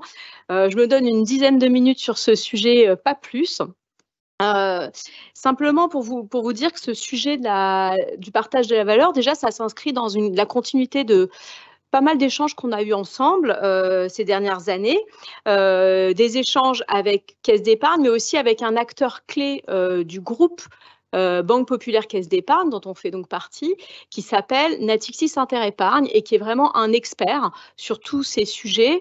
Pour vous donner une petite idée, Natixis Interépargne, c'est 3 millions de comptes de salariés, d'épargne salariale qu'ils tiennent. Ça veut dire que c'est à peu près 27% des parts de marché. Et ça représente au total plus de 30 millions d'euros d'actifs qui sont gérés par Natixis Interépargne, donc sur des plans d'épargne entreprise ou sur des plans d'épargne retraite. Donc, pas mal d'échanges sur ce sujet et notamment aussi même un atelier où certains d'entre vous étaient présents il y a quelques mois pour vraiment se dire mais concrètement comment ça peut se mettre en place dans un OGEC. Le message vraiment que j'ai envie de vous faire passer, c'est simplement de se dire ces outils de partage de la valeur, ils sont bien connus dans le monde des entreprises, mais on voit qu'ils sont assez peu utilisés dans le monde du privé non lucratif. Or, c'est vraiment des outils qui sont à votre main et qui sont aussi pertinents pour vous. Alors, pertinents sur plusieurs points. D'abord, on est bien dans un contexte inflationniste, de tension sur les salaires, qu'on ne peut pas forcément augmenter de façon simple, on en a quand même pas mal parlé aujourd'hui, de tension sur les recrutements et aussi parfois de turnover et d'enjeux de fidélisation des salariés. Donc ça, c'est le contexte auquel vous faites face. Et on sait qu'aujourd'hui, dans le champ vaste, associatif et économie sociale et solidaire, il y a moins de 6% des salariés qui se trouvent dans des structures de plus de 50 salariés qui bénéficient d'un accord d'intéressement. Donc finalement, c'est des outils qui existent mais qui sont assez peu utilisés, mobilisés par ces acteurs. Or, on se rend compte que le partage de la valeur, c'est en termes de principe, en termes d'idées, c'est déjà un outil qui est donc assez puissant en termes d'attractivité, de recrutement, potentiellement en termes de motivation et de fidélisation. C'est aussi un outil pour nourrir la marque employeur et le dialogue social, puisque évidemment, mettre en place un dispositif, par exemple, d'intéressement, eh bien, ça peut se faire en concertation. Et évidemment, quand on va se mettre d'accord sur des objectifs, ça peut être un outil assez puissant en termes de management également. Et puis, pour les salariés, évidemment, c'est intéressant, ça leur permet d'être un complément de rémunération qui, bien sûr, ne se substitue pas au salaire, mais le complète à travers une épargne ou aussi une façon de se projeter vers sa retraite, sachant qu'on le voit aussi, un tiers des Français n'est pas en capacité d'épargner pour sa retraite. Et puis, évidemment, dans certaines structures, alors vous êtes moins concernés, mais il peut y avoir des enjeux spécifiques, des enjeux de congés non pris, par exemple, donc qui peuvent atterrir sur être monétisés. Et puis, on peut aussi avoir des enjeux d'essayer d'associer les personnes aux économies d'énergie, aux économies de fluide, etc. Donc, il y a une dimension vraiment plurielle. Et moi, vraiment, le message que je veux vous faire passer, c'est donc que ces outils, ils sont accessibles pour vous et qu'il y a quand même quelque chose du ressort de l'ADN de vos OGEC ou des établissements en termes aussi vraiment de partage de la valeur, de se dire comment on met des objectifs à travers, par exemple, un projet d'établissement et comment on se met d'accord ensemble dans ce domaine-là. Ce qui est super important, c'est la flèche qui est sur la droite en se disant après, une fois que vous êtes convaincu, bien sûr, sur le comment, eh bien, l'important, c'est de se dire qu'il y a des experts qui peuvent vous aider à le mettre en place, à définir les bons critères et les outils les plus pertinents pour votre structure. Juste un point d'actualité, ces sujets, on va être amené à en parler de plus en plus, puisque dans le contexte aussi de tension, d'inflation sur rémunération, vous avez vu qu'il y a eu un accord national interprofessionnel qui a été signé en février de cette année pour promouvoir ce partage de la valeur avec des dispositifs spécifiques et que là, en ce moment, il y a un projet de loi qui est en train d'être négocié. Donc, il est passé en première lecture à l'Assemblée nationale en juin et il est en train d'être étudié par le Sénat dans une optique de généraliser en fait cet accord national interprofessionnel et donc généraliser, améliorer ces outils et puis les orienter sur des investissements responsables. Je pourrais en reparler. Et donc, globalement, même si le projet de loi il est en discussion. On verra ce qui en sortira précisément, on verra précisément les décrets d'application. Mais globalement, ce qui se dit là, c'est que les entreprises de 11 à 49 salariés, peut-être dès le mois de janvier prochain, vont être obligées de mettre en place un dispositif de partage de la valeur. Donc, il y a une pluralité d'outils, mais ça, c'est quand même important. Donc là, la question, c'est de se dire comment ça va s'appliquer à vous-même. Donc, évidemment, comme souvent, on fait des lois pour le privé lucratif. On oublie un petit peu qu'il y a 14% des emplois privés en France qui sont de l'ordre du privé non lucratif. Je ne parle pas du public, qui représente aussi un certain nombre d'emplois.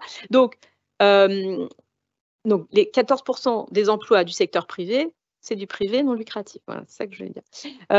Et donc là, on a l'Union des employeurs de l'économie sociale et solidaire qui est intervenue dans la négociation de cette loi et qui a dit, nous, il est important que l'ESS, dont vous faites partie de cette grande famille, s'inclut dans cette loi en disant que les structures pourront être dans un dispositif à titre expérimental sous réserve qu'il y ait une négociation d'accord de branche. Donc pour l'instant, ce n'est pas à l'ordre du jour pour ce qui vous concerne, mais néanmoins, c'est quand même intéressant de se dire que voilà, dans le dispositif, il y aura cet élément. Et évidemment, après, on se retrouve en termes d'éligibilité par rapport au dispositif classique, qui est de dire, évidemment, les structures seront incitées, voire pour le privé, obligées de le mettre en place, à condition qu'il y ait une certaine profitabilité, c'est-à-dire à condition que la structure génère des excédents. Néanmoins, même si vous n'êtes pas directement dans le champ des entreprises privées lucratives, donc directement tout de suite concernées. Ce qui est clair, c'est que le dispositif va être amené à se généraliser. Donc, vous n'êtes pas non plus à l'abri que, voilà, en termes d'alignement par rapport à du privé lucratif, ces dispositifs vont quand même voilà, devenir une actualité de plus en plus prégnante. Donc, simplement, en 2 mots, de quoi on parle? On parle notamment de versement à travers la mise en place notamment d'un intéressement. Donc, c'est ce que l'atelier qu'on a fait ensemble, c'est vraiment là-dessus que ça a été travaillé, en se disant qu'il peut y avoir un certain nombre de critères à retravailler liés à l'intéressement, comment éviter l'absentéisme et notamment économiser sur l'intérim, comment on peut promouvoir la sobriété énergétique, éventuellement aussi objectiver sur la satisfaction ou le taux de remplissage des classes, le turnover. Enfin voilà, c'est à vous après d'identifier vos propres objectifs. Toujours est-il que une fois qu'on a défini un certain nombre de critères, et qu'on a bien sûr défini aussi des seuils, des enveloppes maximum pour que ce soit jouable pour vous. L'employeur peut aussi abonder et ensuite le salarié a toujours la possibilité de verser ou sur un plan d'épargne entreprise, donc entreprise, mais globalement, donc je vous dis, vous êtes éligible. Ça, on n'est plus sur une épargne de projet à moyen terme, ou alors sur un plan d'épargne retraite pour une vision plus long terme. Et le point important, c'est de se dire que toute cette épargne, elle peut être derrière investie et gérée donc par des experts comme nous, on en a dans le groupe, sur des fonds de commun de placement qui ont une forte dimension d'impact social, voire de solidarité et en tout cas de labellisation sur des critères d'impact social ou environnemental. Donc là aussi, on est extrêmement vertueux dans les outils de placement de cette épargne. Et je crois que par rapport à notre ADN, par rapport à ce qu'on a dit ce matin sur la doctrine sociale de l'Église et comment aussi elle touche les sujets de finance, ça me paraît assez cohérent. Donc voilà, là vous montrez que sur tous ces placements, il y a toute une pluralité de supports avec évidemment différents niveaux de risque, différents niveaux d'horizon de placement, donc de temps de placement, et qu'évidemment, cette gestion financière, elle est en adéquation et c'est chacun qui choisit à titre personnel comment il veut orienter son épargne.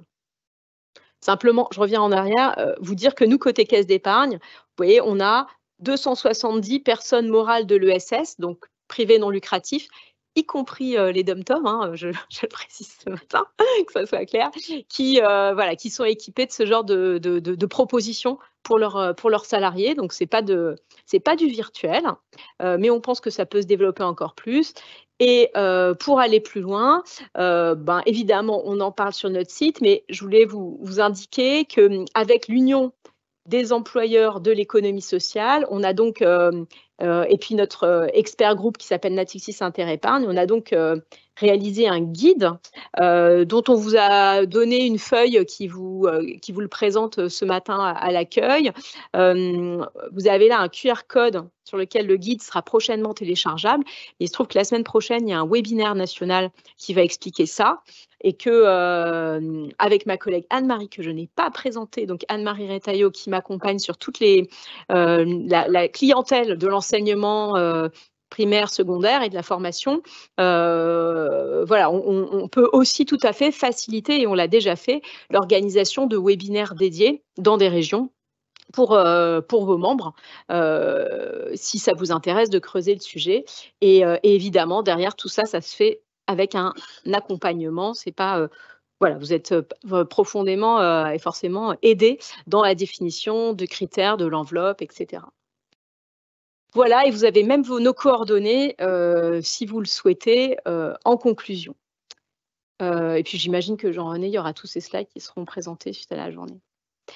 Voilà en synthèse ce que je voulais vous dire, et je voulais aussi moi vous remercier parce que j'ai trouvé que c'était une journée extrêmement riche, extrêmement humaine aussi, et moi je pense que plusieurs fois on a senti que notre sensibilité propre, elle était dès le lancement de la journée interpellée, et c'est aussi ça, jouer collectif, c'est aussi notre sensibilité, notre interaction à chacun individuellement qui est en jeu.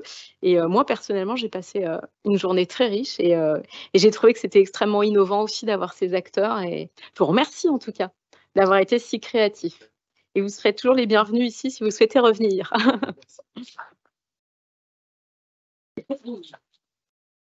Merci très rapidement, encore une fois, merci Marie, merci Anne-Marie de votre accueil et de la préparation aux petits oignons de cette journée. C'est toujours un plaisir de se sentir bien accueilli comme ça. On rentre dans des chaussons chez vous, c'est formidable.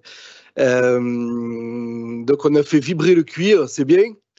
Le cuir surtout de notre cœur, hein, je crois que c'était important.